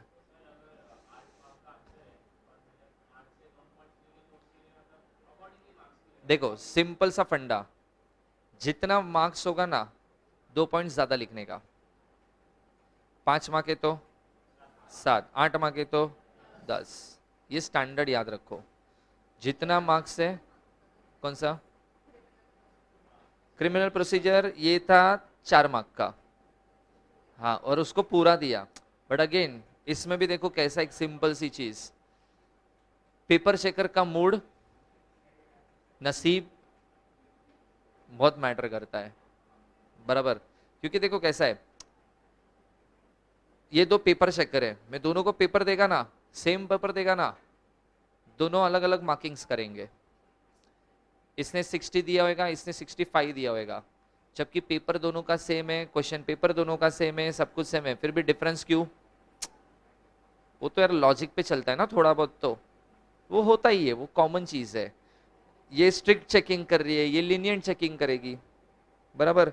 इसको ऐसा लगता है ये स्टूडेंट है, इतना भी लिखा बस हो गया, ये सोचती है इतना नहीं आता ये क्यों नहीं लिखा। ह्यूमन मेंटालिटी ना यार, सबका अलग अलग है। तो ये लोग ऐसा हो सकता है कि जैसे, तो ये एक मतलब होता है ना, एक प्रे करना कि पेपर चेकर अच्छा मूड वाला हो, और भले मूड अच्छा ना हो बट तुम्हारे टाइम पे मूड अच्छा हो, नहीं तो सारा फ्रस्ट्रेशन तुम्हारे पेपर पे निकल सकता है, और ये निकलता भी है, बहुत कॉमन सी चीज़ है। मैं जब 12th का पेपर चेक करता था ना, फ्रस्ट्रेशन इरिटेशन सब पेपर पे भी निकालता था मैं, और कितने लोग को शहीद कर देता था। गलत है वो, बट तुम भी देखो, एक सिंपल सी चीज है यार, तुम्हारा गुस्सा या मूड खराब होता है ना, वो हर जगह फ्रस्ट्रेशन निकलता है, आता है ना वो चीज। उस टाइम पे मेरे हाथ में पेपर आ गया, गया बेचारा, ठीक है। और सोचो तुम्हारा पेपर तुमने अच्छे से लिखा है, बट वो खराब मूड में चेक कर रहा है, वो तुमको 39 पे लाके छोड़ दिया, खत्म। तो बेटर है इतना अच्छा लिखो कि फ्रस्ट्रेशन में भी वो तुम्हारे मार्क्स ना कट कर पाए, क्योंकि तुम लिखते हो ना, वो दर्दनाक होता है। कभी पेपर लिख के ना अपना पेपर खुद वापस पढ़ना एक बार, तुमको खुद ऐसा लगेगा साला ऐसा सब बकवास लिखता है मैं। Problem is that after writing paper we never check our paper. लोग क्यों फेल होते हैं उसका सबसे बड़ा रीजन है, तुम आंसर लिखते हो ना, तुम तुम्हारे हिसाब से आंसर लिखते हो, तुमको तुम्हारे हिसाब से आंसर लिखना ही नहीं होता है, तुमको पेपर चेकर क्या सोच रहे हैं ना उसके हिसाब से आंसर लिखना पड़ेगा। क्योंकि तुम्हारे हिसाब से तुम्हारा आंसर तो अरे एकदम मस्त है, सही भी नहीं मस्त ही है, बराबर। बट पेपर चेकर सोच रहे हैं ना क्या बकवास है। अभी जैसे देखो एक लास्ट 2 अटेम्प्ट पहले एक स्टूडेंट था, मेरे को एग्जाम के बाद क्या बोला पता है, फोन करके, सर 60+ तो ऐसे ही आएगा। बोला सही है, रिजल्ट आया 35। तो मैं बोला तो 60 की बात कर रहा था, 35 कैसा आया। 60 का मैं 50 आता समझता, 45 आता मैं समझता, फेल हो गया है तू तो पता नहीं सर कैसा फेल हो गया, मैं तो पूरा ही पेपर सही लिखा है, सच्ची में सही लिखा है। बोला अच्छा, एक काम कर पेपर मंगा। 500 रुपया खर्चा करके पेपर मंगाया, मेरा पेपर आएगा ना, मेरे को व्हाट्सएप पे भेजना, और 2 दिन बाद है ना मैं तेरे को बोलूंगा व्हाट्सएप पे आ जाना, तब क्लास में तेरे को बताऊंगा क्या मिस्टेक है। उसका पेपर मैंने पढ़ा ना, तुमको याद है वो पढ़ाया था, powers of the criminal court. High court can give any penalty, session court can give any penalty except death penalty, because death penalty ही will take approval of high court. याद है? उसमें देखो ऐसे वर्डिंग्स लिखे थे ना, except death penalty, life imprisonment, imprison more than 10 years, except. याद है ऐसे वर्डिंग्स थे। एक्सेप्ट का स्पेलिंग क्या होता है? ये होता है ना शायद। वो बंदा क्या लिख के आया है और मेरे को बोलता है, और उसने पूरा टेबल बना के लिखा था आंसर, और बोलता है सर सर पहला है सर सर ये देखो ये तो पूरा छापा है, और मैंने देखा सब ईयर्स अमाउंट सब सही लिखा है। मेरे को लगा यार सब सही लिखा है, फिर भी 0 कैसा दिया। मैंने फिर से दूसरी बार पढ़ा, फिर भी मेरे को नहीं समझा, फिर मेरे को लगा लाइन टू लाइन पढ़ना पड़ेगा। पेपर से अगर पागल नहीं है, 6 मार्क का कितना दे रहा है? 0। फिर मेरे को ये दिखा, फिर मैं उसको बोला 0 सही है तेरा, तो बोलता है क्यों सही है? बोला स्पेलिंग होता है ये, तू लिखा ही है। फिर बोलता है अच्छा हाँ ये तो ध्यान ही नहीं गया। ऐसे ना बहुत ब्लंडर्स मारे थे। ये 6 मार्क का हो गया 0, वो 60 बोल रहा था, 54 तो इधर ही आ गया क्योंकि इसका तो 0 हो गया। ऐसे 5-6 मिस्टेक उसको दिखाई, तो बोलते हाँ सर फिर तो 35 सही है। बोला बस हो गया। फिर तो कैसा होता है ना, पेपर तुम लिख के आते हो, तुम्हारे हिसाब से पेपर एकदम ऐसा वैसा ना, ऐसा पेपर एकदम धमाल लिख के आए हो तुम, बट वो पेपर चेकर डिसाइड करेगा ये धमाल है कि नहीं है, या क्या धमाल है ये। बिकॉज बहुत लोग ब्लंडर मारते, बहुत ब्लंडर मारते। कुछ लोग क्या करते पता है, आंसर्स नहीं आता। देखो पहले तो है ना इसको बीकॉम मत समझो, ये बीकॉम नहीं है। कुछ लोग, कितने लोग ग्रेजुएशन खत्म हो चुका है? ठीक है, बीकॉम में फेंके आंसर कभी? फिर भी मार्क्स मिल गया है कि नहीं? है कि नहीं? इधर ऐसा कभी नहीं होएगा। तुमने शायद है ना बीकॉम में ये भी किया होगा, जैसे मैंने एक बार मैं 12th का पेपर चेक कर रहा था, बट वो 12th है उधर चलता है। मैंने एक पेपर का आंसर देखा, मस्त तो पूरा 35 पेज उसने आंसर लिखा है बराबर। तो मैंने देखा ये पूरा पेपर और एकदम हैंड राइटिंग मस्त, अंडरलाइन अंडरलाइन किया है, सब कुछ सही लिखा है। तो पहले मैं ना ऐसा पेपर घुमा के देख लेता हूँ एक बार कि कितना लिखा है। फिर मैंने चेकिंग स्टार्ट किया, तो उसमें क्वेश्चन नंबर 3 से आंसर्स चालू होते थे ओसी में। 3, हाँ शायद 3 से चालू होता था। 3 में क्वेश्चन था, उसने उसका आंसर लिखा है। अब वो एक ही आंसर है ना, उसे पूरे पेपर में लिखा है। 3ABCD सब सेम आंसर, 4AB सब सेम आंसर, क्वेश्चन 5AB सब same answer, 6A same answer. मतलब एक ही आंसर उसने 8 बार लिखा है बराबर। तो पहली बार तो मैंने मार्क्स दे दिया, फिर मैंने ऐसा दूसरी बार देखा ना, बोला ये वापस आंसर आया, थोड़ा और घुमाया, बोला वापस आंसर, और पूरे पेपर में वही आंसर छापे उसने। अब दिखने से क्या लग रहा है? पेपर भरा हुआ है। और ये तो चलो मेरा ध्यान गया। कुछ लोग करते बताए क्या, आप देखते भी नहीं है, क्वेश्चन 3 है 3 पेज लिखा ना, सही होएगा दे दो मार्क्स। और फिर मैंने ना मेरे मॉडरेटर को बोला, उसने ऐसा ऐसा किया है। तो पता है मेरे को क्या बोला मॉडरेटर, लिखा है ना एक एक दे दो और पास कर दो। मतलब बट कंज्यूमर प्रोटेक्शन का राइट्स ऑफ कंज्यूमर है, क्वेश्चन है प्रिंसिपल ऑफ मैनेजमेंट, कैसा मार्क्स देगा मैं? दे दो ना। और मेरे को तो पता है क्या बोला, तुम्हारे घर से जा रहे? बोला नहीं। तो फिर दो ना। बोला ठीक है, ये 12th में तुम ऐसे पास हुए हो, 12th में जो तुमको परसेंटेज है ना, उसमें 5% थैंक्स टू स्टेट बोर्ड है, इट्स नॉट योर एफर्ट बराबर। ये CS में प्लीज मत करना बराबर, it will create negative impact, और वो फ्रस्ट्रेशन में और मार्क्स काट डालेगा कि साला येड़ा समझ के रखा है क्या मेरे को नहीं समझेगा तू क्या लिख रहा है, और वो मार्क्स और खराब देगा। नहीं आ रहा है, बेस्ट क्या करने का, छोड़ दो, बराबर। हाँ, एक तरीका भी बताऊंगा, नहीं आ रहा है तो क्या करने का, वो बाद में बताऊंगा करने का क्या। बट प्लीज ब्लंडर मत मारो। मतलब ये कौन सा चैप्टर पढ़ रहे हैं हम लोग, राइट टू इंफॉर्मेशन। आंसर नहीं आया, तुम लॉ रिलेटिंग टू क्राइम का कुछ लिख के आ गए, इंटरप्रिटेशन ऑफ स्टैट्यूट लिख के आ गए, प्लीज ऐसा सब मत करना। ये प्रोफेशनल डिग्री है, इधर ऐसे पास नहीं होगे तुम लोग, समझा। हाँ बट एक चीज है, don't take much stress about कि लीगल लैंग्वेज लिखना पड़ेगा।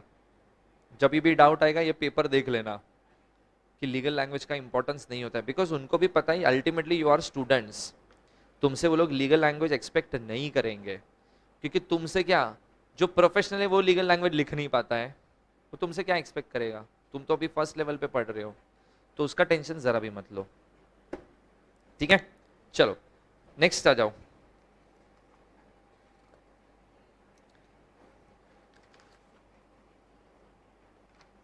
अच्छा पेज नंबर पहले 19 पे आओ।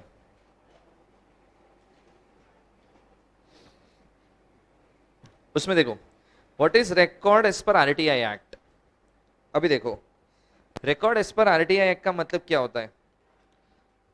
जब तुम आरटीआई में एप्लीकेशन डालोगे ना, तुम मांगोगे इंफॉर्मेशन। अभी लोग जब तुमको इंफॉर्मेशन देंगे ना, सबसे पहला क्वेश्चन, इंफॉर्मेशन आएगा कैसे। तो देखो अगर कम पेज है ना, दे will give you print outs और तुमको कुरियर करेंगे। इंफॉर्मेशन बहुत ज्यादा है ना, सपोज तुमने कोई इंफॉर्मेशन मांगा जो 5000 पेज है, तुमको प्रिंट आउट देंगे नहीं, तो क्या करेंगे, या तो तुमको मेल पे पीडीएफ शेयर करेंगे, या तो पहले के जमाने में ये करते थे, सीडी होता था ना, सीडी में राइट करके दे देते थे, बराबर। लेकिन समझो तुम कुछ इंफॉर्मेशन मांग रहे हो, वो है ना इमेज की फॉर्म में उसके पास है, इमेजेस है, तो वो तुम्हारे पास भी इमेज के फॉर्म में ही आएगा, बराबर। उस टाइम पे सीडी बना के भी देते थे, उस टाइम पे फ्लॉपी आता था, तो फ्लॉपी बना के दे सकते थे। कुछ वीडियोस है तो वीडियो फाइल आएगा तुम्हारे हाथ में, पीडीएफ है तो पीडीएफ आएगा, वर्ड फाइल है वर्ड फाइल आएगा, कोई अदर फॉर्मेट में कोई इंफॉर्मेशन है उसमें आएगा। यू कैन डिमांड मेरे को इसी फॉर्मेट में देना, अदरवाइज तुम देखो क्या करोगे। जैसे समझो मैं गुजराती है, मेरा है ना अलग ही दिमाग चलता है, मैंने 10 रुपए का आरटीआई फाइल किया, और जो मैंने इंफॉर्मेशन मांगा ना, मेरे को पता था इस इंफॉर्मेशन में कम से कम 5000 पेज तो होंगे ही होंगे। I was expecting print out आएगा, सोचो प्रिंट आउट आया 5000 पेज का पूरा बुकलेट, ऐसा बंडल। मैं उठा के ना नीचे भेलपुरी वाले के पास गया, मतलब 5000 पेज है, 1 महीना फ्री में खिलाएगा। बोलेगा ठीक है, मैं हर रोज एक सेव पूरी खाएगा, तो बोलता है डन। इन्वेस्टमेंट कितने का, 10 रुपया। और पानी सेव पूरी कितने का आता है, 30 रुपया।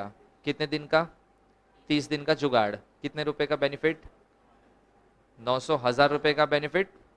सही है ना, कि 10 रुपए के इन्वेस्टमेंट पे 1000 रुपए का खाना फुकड़ मिलता है। जैसे ही 1 महीना चला, वापस एक आरटीआई मारेगा, दो वापस 5000 प्रिंट। पागल है वो लोग, नहीं। So how they will provide information. मैं एक्सपेक्ट कर रहा था 5000 पेज घर पे आएगा, पानीपुरी वाले के साथ सेटिंग करके रखेगा, भेजा पीडीएफ, वो भी मेल पे। तो मैं आरटीआई के पास गया, ये क्या फालतूगिरी है। प्रिंट आउट देते हो ना तुम लोग, तो बोलते प्रिंट आउट है ना, गिन के 4-5 पेज होता है तो ही देते हैं। ये 5000 पेज तेरे लिए प्रिंट करेगा, फिर बाइंडिंग करवाएगा, व्हाट डू यू एक्सपेक्ट, ये सब करेंगे हम लोग। नहीं, तेरे को इन्फॉर्मेशन से मतलब है ना, पीडीएफ है ले ले।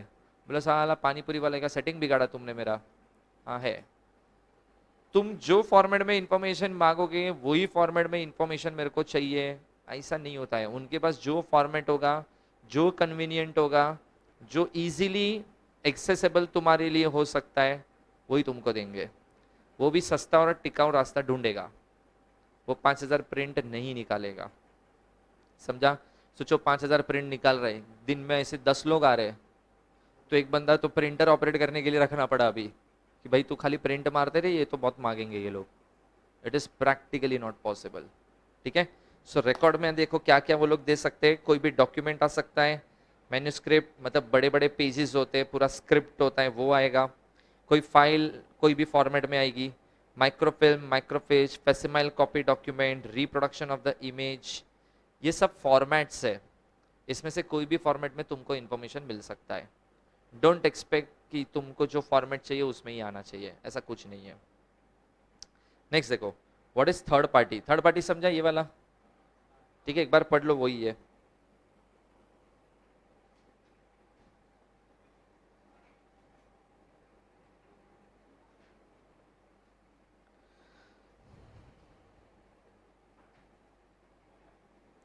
चलो उसके बाद देखो, नेक्स्ट इज थर्ड पार्टी के बाद, पहले ना यहाँ पे आ जाओ, page number 23, penalties for PIO. देखो पेनल्टीज फॉर पीआईओ का मतलब क्या होता है, तुम्हें ना इंफॉर्मेशन मांगने गए और तुमको इंफॉर्मेशन नहीं दिया, नहीं दिया मतलब वो डिस्क्लोज करने लायक था फिर भी तुमको नहीं दिया, तो या तो वो सिचुएशन, या तो समझो तुमको 30 दिन में इंफॉर्मेशन मिलना चाहिए था, 2-3 महीना हो गया अब तक इंफॉर्मेशन नहीं दिया, या तो ये सिचुएशन, तो तुम कंप्लेन करोगे पीआईओ की कि साला इंफॉर्मेशन ही नहीं दे रहा है। कंप्लेन करने के 2 सोर्स है, कहाँ कर सकते हो, पहला देखो सीआईसी, दूसरा देखो एसआईसी, ये बाद में डिटेल में पढ़ेंगे क्या है। तो देखो सीआईसी और SIC can impose penalty on the PIO for the non performance of their duty. अगर इन्होंने अपनी ड्यूटी सही तरीके से पूरी नहीं की तो इसके ऊपर पेनल्टी लगेगा। Delay in providing information, providing incomplete और false information, rejecting application with wrong intention, अगर इसमें से कुछ भी हरकत किया किसने, पीआईओ ने, तो उसके ऊपर एक्शन होएगा और उसको पेनल्टी कितना लगेगा। देखो CIC can impose penalty of ₹250 per day and the maximum penalty is 25,000 rupees and disciplinary action against PIO। disciplinary action मतलब जैसे समझो सस्पेंड कर दिया, ट्रांसफर कर दिया, टेम्पररी सस्पेंशन लगाया, ऐसा कुछ भी हो सकता है, समझा। एपीआईओ के ऊपर कुछ नहीं होता है बिकॉज वो असिस्टेंट है, वो बेचारा वही करेगा जो पीआईओ बोलेगा, इसके लिए उसके ऊपर किसके, एपीआईओ का हेड कौन हो गया, तो उसके ऊपर ही आएगा, एपीआईओ पे नहीं आता है। चलो अभी आ जाओ 22 पे, सीआईसी एंड एसआईसी।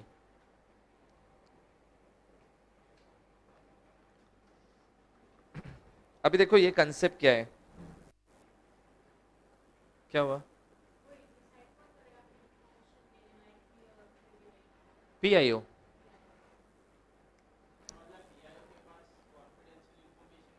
होती है, उनको सब देते हैं, ही विल डिसाइड उसको क्या देना है क्या नहीं देना है। अब सबसे पहले तुम एप्लीकेशन किसको करोगे, पीआईओ, समझो, और नीचे करिए तो तुमने किया है पीआईओ, इसको इग्नोर करता तो पहले एप्लीकेशन किधर जाता है, पीआईओ के पास। पीआईओ ने तुमको इंफॉर्मेशन नहीं दिया, ये बोल के एग्जेम्प्टेड कैटेगरी है या एक्सक्लूडेड कैटेगरी है, तुमने बोला ये एग्जेम्प्टेड और एक्सक्लूडेड किधर भी नहीं आता है, चूरन मत दे, मेरे को भी पता इतना, बोलेगा नहीं देने का, जा तुम उसकी कंप्लेन किधर करोगे, तो उसकी कंप्लेन होती है उसका सीनियर ऑफिसर, उसको जाके तुम उसकी कंप्लेन करो कि भाई साहब मेरे को क्या कर रहा है, इंफॉर्मेशन नहीं दे रहा है।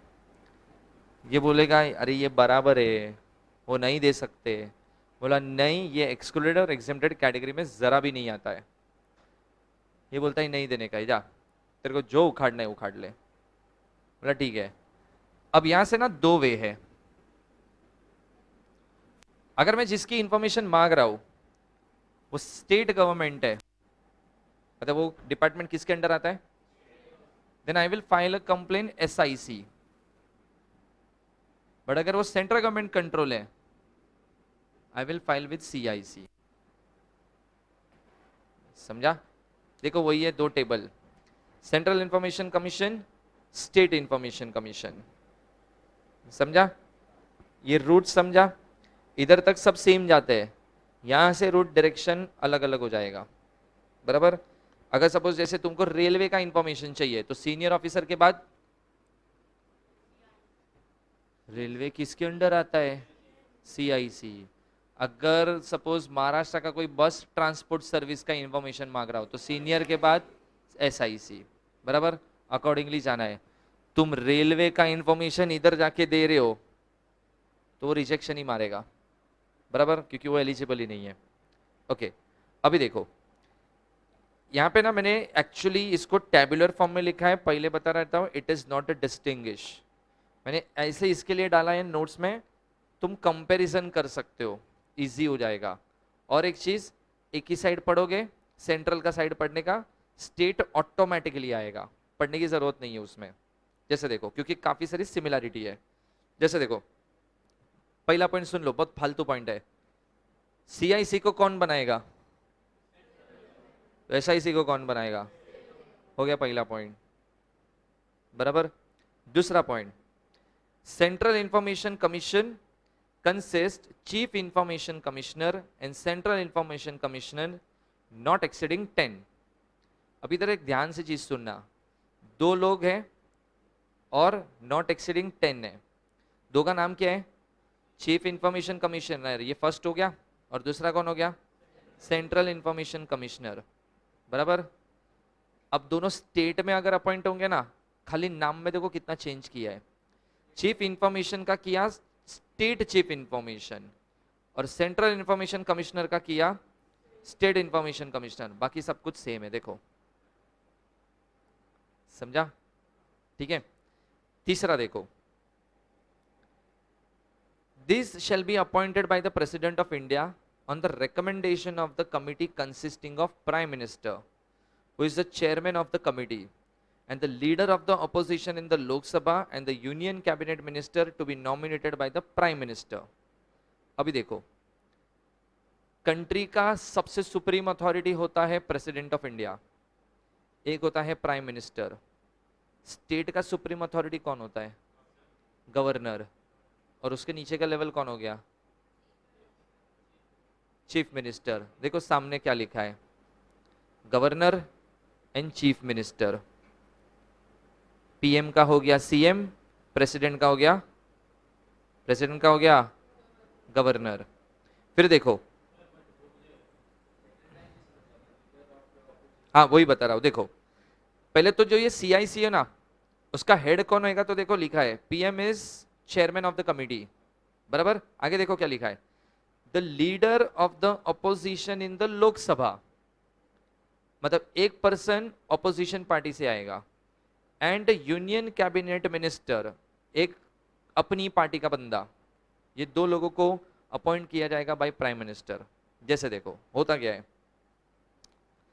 जब भी इंडिया में इलेक्शन होता है ना, तो इंडिया में लोकसभा इलेक्शन होता है, एंड दे विल डिसाइड कि कौन कंट्री को रूल करेगा।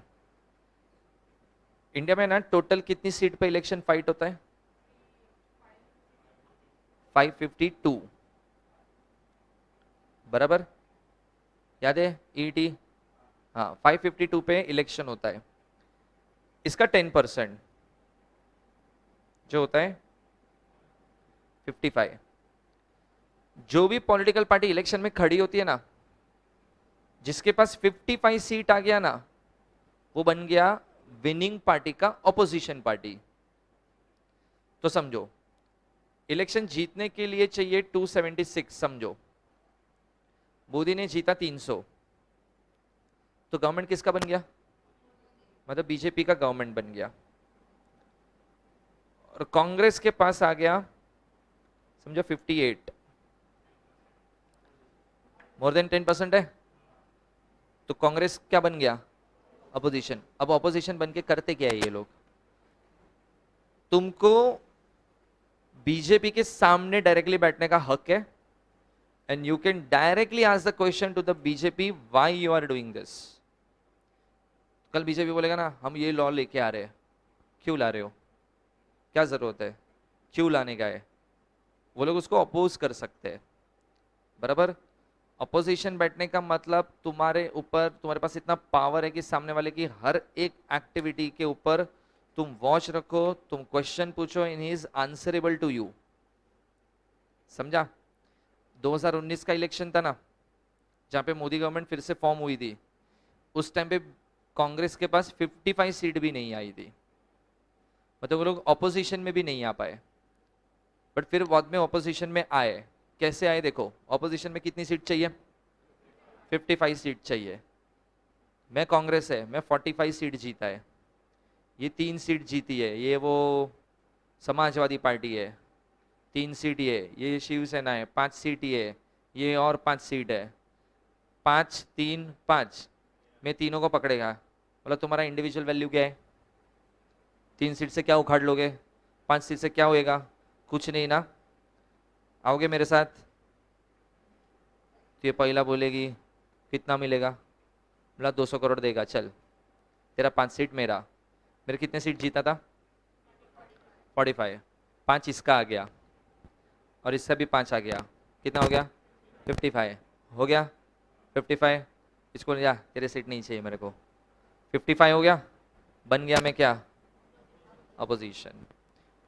2019 में कांग्रेस ऐसे ओपोजिशन बना है, सोचो, मतलब खुद के दम पे 10% सीट भी उसने नहीं जीता था, इतना खराब तरीके से वो इलेक्शन हारा था वो, बराबर। और देखो इलेक्शन हारते हो ना, उसका गम नहीं होता है कांग्रेस वालों को, गम ये होता है साला अपोजिशन में भी नहीं आ पाए हम, मतलब ये बहुत खराब तरीके से हारा माना जाता है।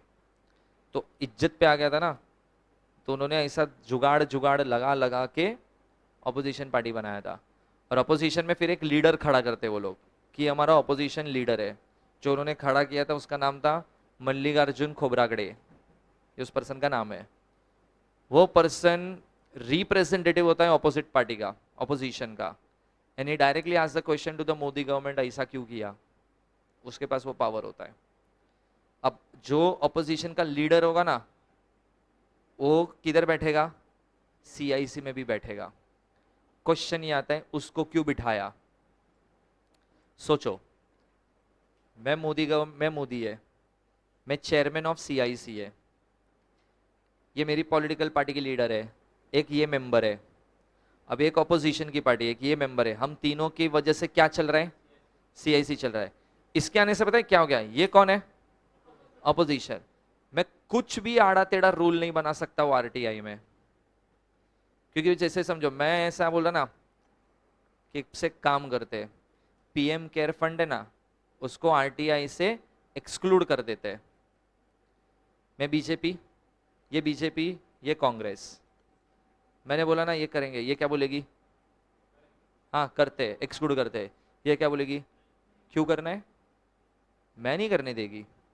मतलब एक पर्सन ऐसा होना चाहिए जो तुम्हारे गलत मोटिव पे उसको फुल स्टॉप लगा सके, बराबर। इसके लिए और समझो मैंने इसको बोला ना चुपचाप हाँ बोल, ये बाहर जाके सबको क्या बोलेगी? पब्लिक को, बीजेपी है ना धीरे धीरे सारी चीज एक्सक्लूडेड कैटेगरी में लेके जा रहा है, धीरे धीरे आरटीआई खत्म हो जाएगा, ये लोग आरटीआई बंद कर देंगे, पब्लिक का सिंपैथी मिल गया इसको, कल इलेक्शन ये जीतेगी। तो हाँ पैसे खाए तो सही है, बराबर, वो खा ही लेते लोग। 200-300 करोड़ में क्या बोलेगा? पीएम केयर फंड में ना 1000 करोड़ है, 1% तेरा, समझो 10,000 करोड़ है, 1% तेरा, 10,000 करोड़ का 1% भी 100 करोड़ हो गया। 100 करोड़ खाली चुप बैठने का मिल रहा है 5 साल, लोगे? पहला लेगा, मैं तो पहले लेगा, बराबर, क्यों ना ले। ये सब झोल तो चलता ही है, कोई गवर्नमेंट कोई भी ऐसा साफ सुथरा गवर्नमेंट नहीं होएगा, ये सब तो बहुत कॉमन चीज है इंडिया में, ठीक है। तो ये याद रखना, फॉर्मेशन, एक लोकसभा का ऑपोजिशन पार्टी का लीडर होएगा और एक कैबिनेट मिनिस्टर का लीडर होएगा। सामने देखो इधर वही लोकसभा का नाम चेंज हो गया और हो जाता है लेजिस्लेटिव असेंबली, बराबर, बाकी देखो सब कुछ सेम है, समझा? एक साइड याद रखो, दूसरा स्टेट लेवल पे लिखना है फिर। नेक्स्ट देखो, अब ये जो भी है ना, chief information commissioner shall be person of eminence in the public life with a wide knowledge. जितने भी लोग सीआईसी में काम करेंगे ना, सबको इसमें से कोई भी एक फील्ड का एक्सपीरियंस होना चाहिए। कौन सी लिखी है? Law, science, technology, social service, management, journalism, mass media, कोई भी एक फील्ड का एक्सपर्टाइज नॉलेज चाहिए, उसके बिना काम नहीं कर सकते। सामने देखो क्या लिखा है,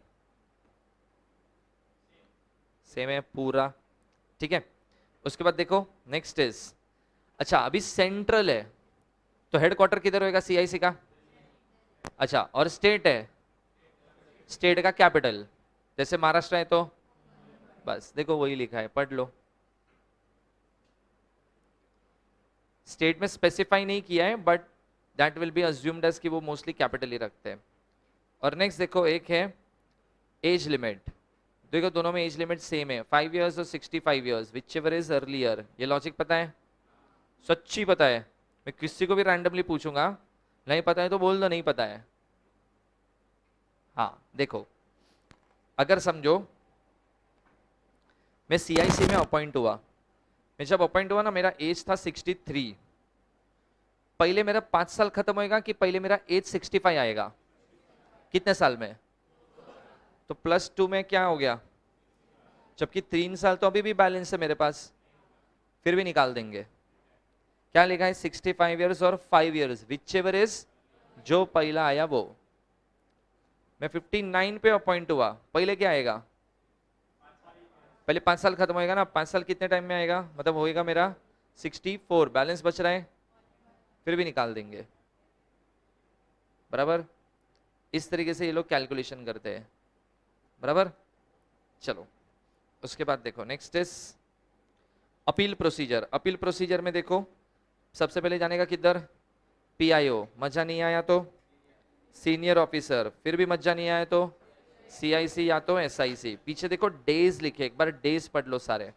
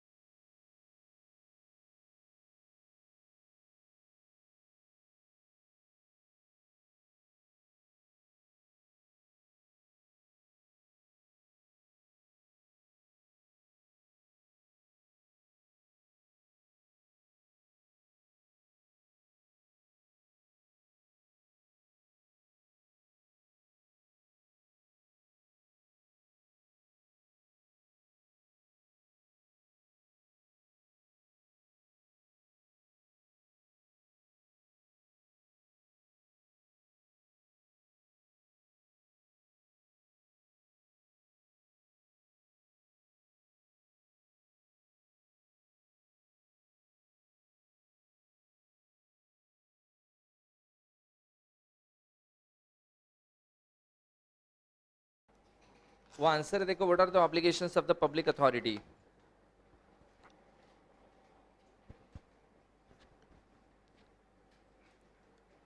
देखो उसमें क्या है, what are the obligations of public authority में समझो 2023 में गवर्नमेंट ने कोई नया डिपार्टमेंट स्टार्ट किया, ठीक है। जैसे समझो मुंबई मेट्रो चालू हो गया 2023 में, Mumbai metro comes under government, तो फिर आरटीआई, अरे मतलब आरटीआई आएगा कि नहीं आएगा, एप्लीकेबल होएगा। लेकिन ये मेट्रो कब चालू हुआ, मतलब रिसेंटली चालू हुआ है, बराबर। अभी इन लोग को क्या बोला जाता है कि जो भी गवर्नमेंट डिपार्टमेंट जब भी एस्टैब्लिश होएगा, इट इज देयर ड्यूटी कि they have to start one department which deals with the RTI. तो जो मुंबई मेट्रो है ना, वो जब एस्टैब्लिश हुआ ना, 120 दिन, देखो उसमें फर्स्ट लाइन में लिखा है, what is the duty of the government और दैट डिपार्टमेंट, कि 120 दिन के अंदर एक ऐसा डेस्क खोलना है, एक ऑफिस खोलनी है विद अ हेल्पलाइन नंबर, जो किसमें डील करेगा, किसमें डील करेगा, आरटीआई में। तो जैसे समझो मेट्रो स्टार्ट हुआ समझो 1 अप्रैल, तो अप्रैल में जून जुलाई 31 जुलाई तक उसको क्या करना है, एक आरटीआई डिपार्टमेंट खोलना है, so that any person from the 1 August onwards they can come and they can collect the information. उस टाइम पे मतलब 4 महीने दिए जाते हैं डिपार्टमेंट खोलने के लिए, 4 महीने के अंदर डिपार्टमेंट खोलो, सो दैट 5th मंथ से पब्लिक आके इंफॉर्मेशन लेगा। उस टाइम पे ऐसा आंसर नहीं देने का, अरे अब भी 4 महीना ही हुआ है, इतना जल्दी थोड़ी आरटीआई डिपार्टमेंट खुलता है, बाद में करना, ऐसा आंसर नहीं आना चाहिए किसी से।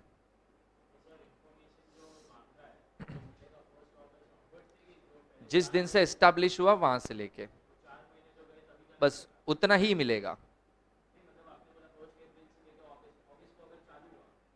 अगस्त को ये लोग पब्लिकली ये डिपार्टमेंट खोलेंगे आरटीआई, जो पब्लिक के साथ डील करेगा। मिलेगा मिलेगा, डेफिनेटली मिलेगा। तो 1 अप्रैल से लेके 31 जुलाई तक का भी कुछ मांगेगा तो भी मिलेगा, समझा, ठीक है।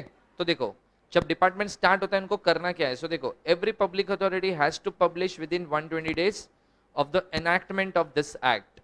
देखो फर्स्ट क्या क्या इंफॉर्मेशन होना चाहिए, particulars of the organisation function and duty. सबसे पहले तो वो लोग ये बताएंगे नोटिफिकेशन इश्यू करके कि जैसे मुंबई मेट्रो है, मुंबई मेट्रो क्या काम करता है, what is the function, what is the duty of the Mumbai Metro.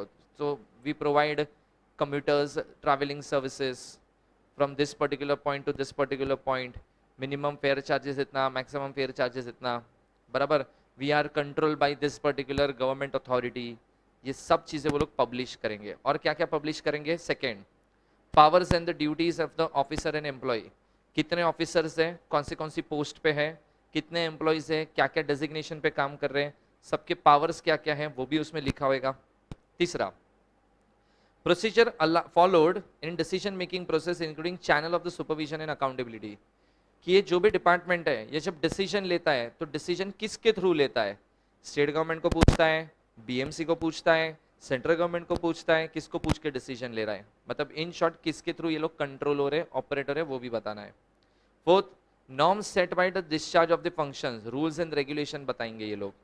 Fifth rules regulation instruction manuals and the records used by the employ, employ के लिए रूल्स रेगुलेशंस क्या है, they will also describe in details. Statement of the categories of the document held by it under its control.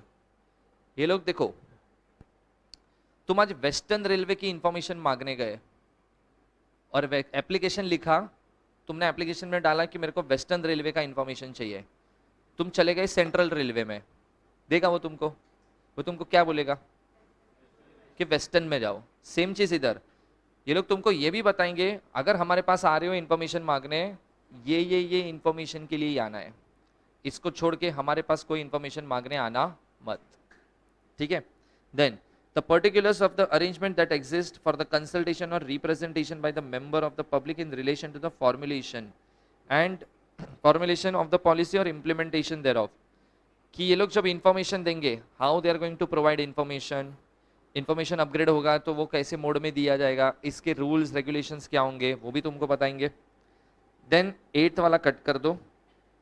9th directory of its officers and the employees, एक book नाम सुना है कभी, yellow pages?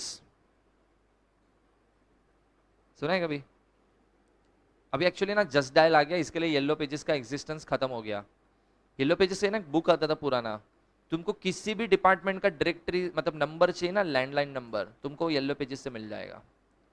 तुमको जैसे चाहिए कि अंधेरी में ये गवर्नमेंट डिपार्टमेंट है, उसका नंबर क्या है, तभी तो गूगल नहीं होता था, वो डायरेक्टरी में नंबर होते थे, उसमें से ढूंढ के तुमको नंबर मिलेगा। तो ये लोग है ना, हर एक डेजिग्नेशन पे कौन कौन बैठा है, उसका ईमेल आईडी और कॉन्टैक्ट नंबर क्या है ना, वो भी पब्लिश करते हैं। ठीक है। और लास्ट इज रेम्यूनरेशन, कि ये लोग सब लोग जो काम कर रहे हैं, मंथली सैलरी कितना है, क्या क्या रेम्यूनरेशन वो लोग बेनिफिट्स के नाम पे ले रहे हैं, वो भी ये लोग डिस्क्लोजर देंगे। मतलब इन शॉर्ट, जब नया गवर्नमेंट डिपार्टमेंट खुलेगा, ये सारी इंफॉर्मेशन क्या करनी पड़ेगी उनको, पब्लिकली प्रोवाइड करनी पड़ेगी। ठीक है, चलो चैप्टर खत्म हो गया। एक बार है ना कुछ क्वेश्चन से देख लो, एक बार पेज नंबर 21 पे देखो।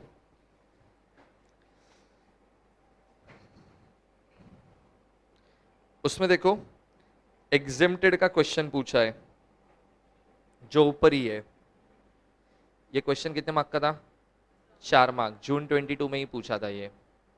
उसके बाद देखो 4 categories of the information which have been exempted from the disclosure, again वो ही है, बट उधर क्रिटिकली मेंशन किया है, कितना चाहिए? 4। ये दिसंबर 2019 में क्वेश्चन पूछा था। हाँ, अभी देखो एक क्वेश्चन है,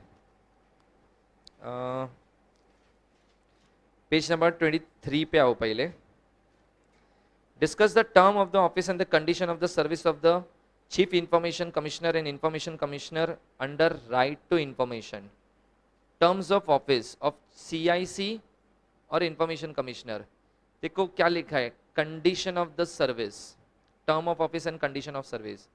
क्वालिफिकेशन क्या क्या होना चाहिए, याद है वो था, expertise, knowledge, law, science, technology. Age limit कितना था? 65 ईयर्स और 5 ईयर्स, विच एवर इज। हाँ, ऐसे ये 2 पॉइंट लिखने थे। प्लस आगे देखो क्या लिखा है, कंडीशन ऑफ द सर्विस। अभी ये लोग क्या क्या इंफॉर्मेशन प्रोवाइड करेंगे, ये भी तुमको लिखना पड़ेगा कि if senior officer is not providing information, then जो स्टेट गवर्नमेंट डील कर रहा है उसमें एसआईसी इंटरफियर करेगा, जो सेंट्रल गवर्नमेंट में डील कर रहा है उधर सीआईसी डील करेगा। ये सब कुछ लिखना पड़ेगा। कितने मार्क्स का क्वेश्चन है? देखो 8 मार्क्स का क्वेश्चन है ये। नेक्स्ट देखो, composition and the powers of the CIC. In short पूरा सीआईसी का जो लेफ्ट हैंड साइड वाला टेबल है ना, पूरा वो छापना है। कितने मार्क का है? 4 मार्क। ये 2018 में पूछा था। देखो ये सब क्वेश्चन तुमको स्ट्रेट फॉरवर्ड लग रहे हैं, कुछ भी ट्विस्ट एंड टर्न्स है। हाँ, लेकिन एक क्वेश्चन इन्होंने बम्बू लगा दिया था सबका। क्वेश्चन देखो नेक्स्ट पेज पे। In RP limited versus Indian Express newspaper, the Supreme Court read into the article 21 right to know. Discuss how right to know is related to right to information under the right to information act 2005। पूरा chapter पढ़ लिया, किधर ऐसा कुछ मिला? अब लोगों को क्या लगता है ये तो आउट ऑफ सिलेबस है। नो डाउट ये आउट ऑफ सिलेबस है, बट दिमाग लगाना है। Article 21 right to liberty, constitution of India, याद है? हाँ, राइट टू लिबर्टी में देखो right to marriage, right to vote, ठीक है, वैसे ही राइट टू इंफॉर्मेशन भी है, बराबर। तो तुमको right to liberty article 21 explain करना है, उसके अंदर राइट टू इंफॉर्मेशन कैसे आया, ठीक है, वो एक्सप्लेन करना है। And that's why any citizen can exercise article 21 and they can demand information under right to information of article 21। इस तरीके से उसको एक्सप्लेन करना पड़ेगा। मतलब ये है ना, इसका कोई स्टैंडर्ड आंसर नहीं है, ये ज्ञान है, एक जनरल चीज लिखनी है, कोई स्ट्रेट फॉरवर्ड इसका आंसर नहीं है। बट कितने मार्क का है देखो कि...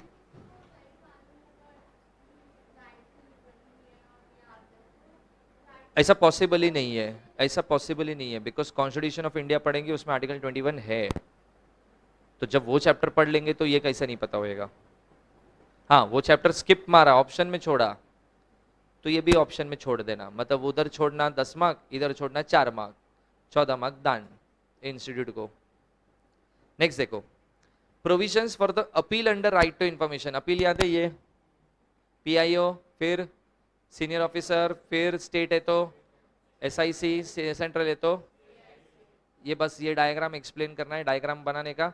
लेकिन ऊपर देखो सब डेज थे, 30 डेज में ये करना है, याद है ऊपर लिखा है सब, वो डेज भी लिखना है, बस इतना लिखने का 4 मार्क है। जून 2019 का क्वेश्चन है ये। उसके बाद देखो any 4 obligation under public authority, अब भी जो आंसर पड़ा ना लास्ट वो है देखो 41B जून 2020 बराबर। ये जून 2020 में भी आया था, दिसंबर 2020 में भी सेम आया था। और उसके बाद देखो section 20 of the right to information deals with the penalties imposed. कितना था पेनल्टी? 250 पर डे मैक्सिमम, और डिसिप्लिनरी एक्शन। बस इतना ही लिखना है, 4 मार्क। 2 बार पूछा था जून 2020, जून 22 में भी। समझा? ये है ना एकदम गरीबों जैसा चैप्टर है, इसमें कुछ भी नहीं है। ऐसे चैप्टर ना ऑप्शन में मत छोड़ देना। हाँ इसमें क्या पढ़ने का, 5 मार्क का, अरे ये 5 मार्क स्ट्रेट फॉरवर्ड आता है। बाकी सब में थोड़ा बहुत ट्विस्ट एंड टर्न करेंगे, इधर नहीं करेंगे ये लोग, बराबर। हाँ बस एक बार ट्विस्ट एंड टर्न डाला था, बाकी नहीं डाला। एक बार पूरा चैप्टर पढ़ लो, एक बार रिवाइज कर दे फटाफट।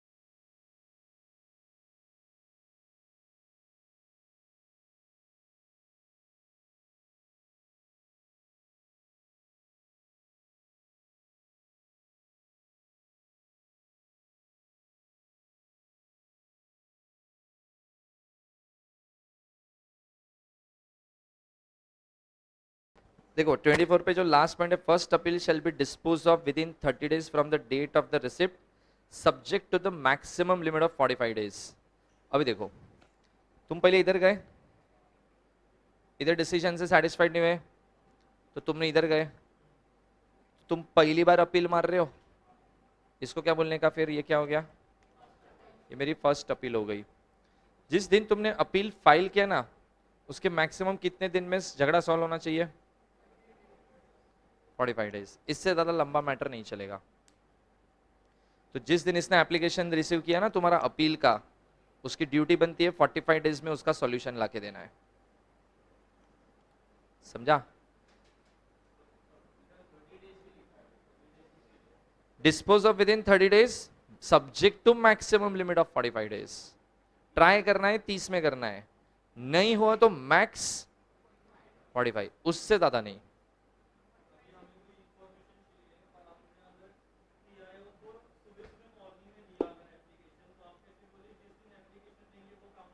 उसके बाद वाला दिन, उससे फर्क नहीं पड़ता है।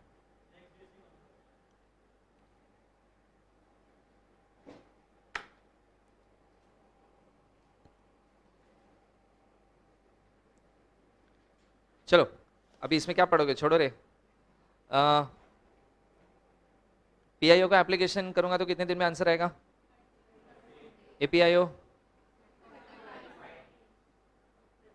Third party, life liberty 48 hours. CIC का चेयरमैन कौन होता है? हैं? पीएम। और एसआईसी का? अभी इधर पीएम तो इधर सीएम ना बे, क्या यार। अच्छा एक्सक्लूडेड कैटेगरी में कौन है? एक्सक्लूडेड हाँ, एटलीस्ट 5-6 नाम याद रखना, ठीक है। अ, जिस दिन नया गवर्नमेंट डिपार्टमेंट खुलता है, कितने टाइम में उनको एक डिपार्टमेंट 120 डेज। ओके, सबसे पहले एप्लीकेशन किधर जाता है, फिर SIC या तो, ठीक है। चलो इतना याद रहेगा, बाकी का नेक्स्ट सेक्शन में न्यू चैप्टर स्टार्ट करेंगे। चलो बाय बाय।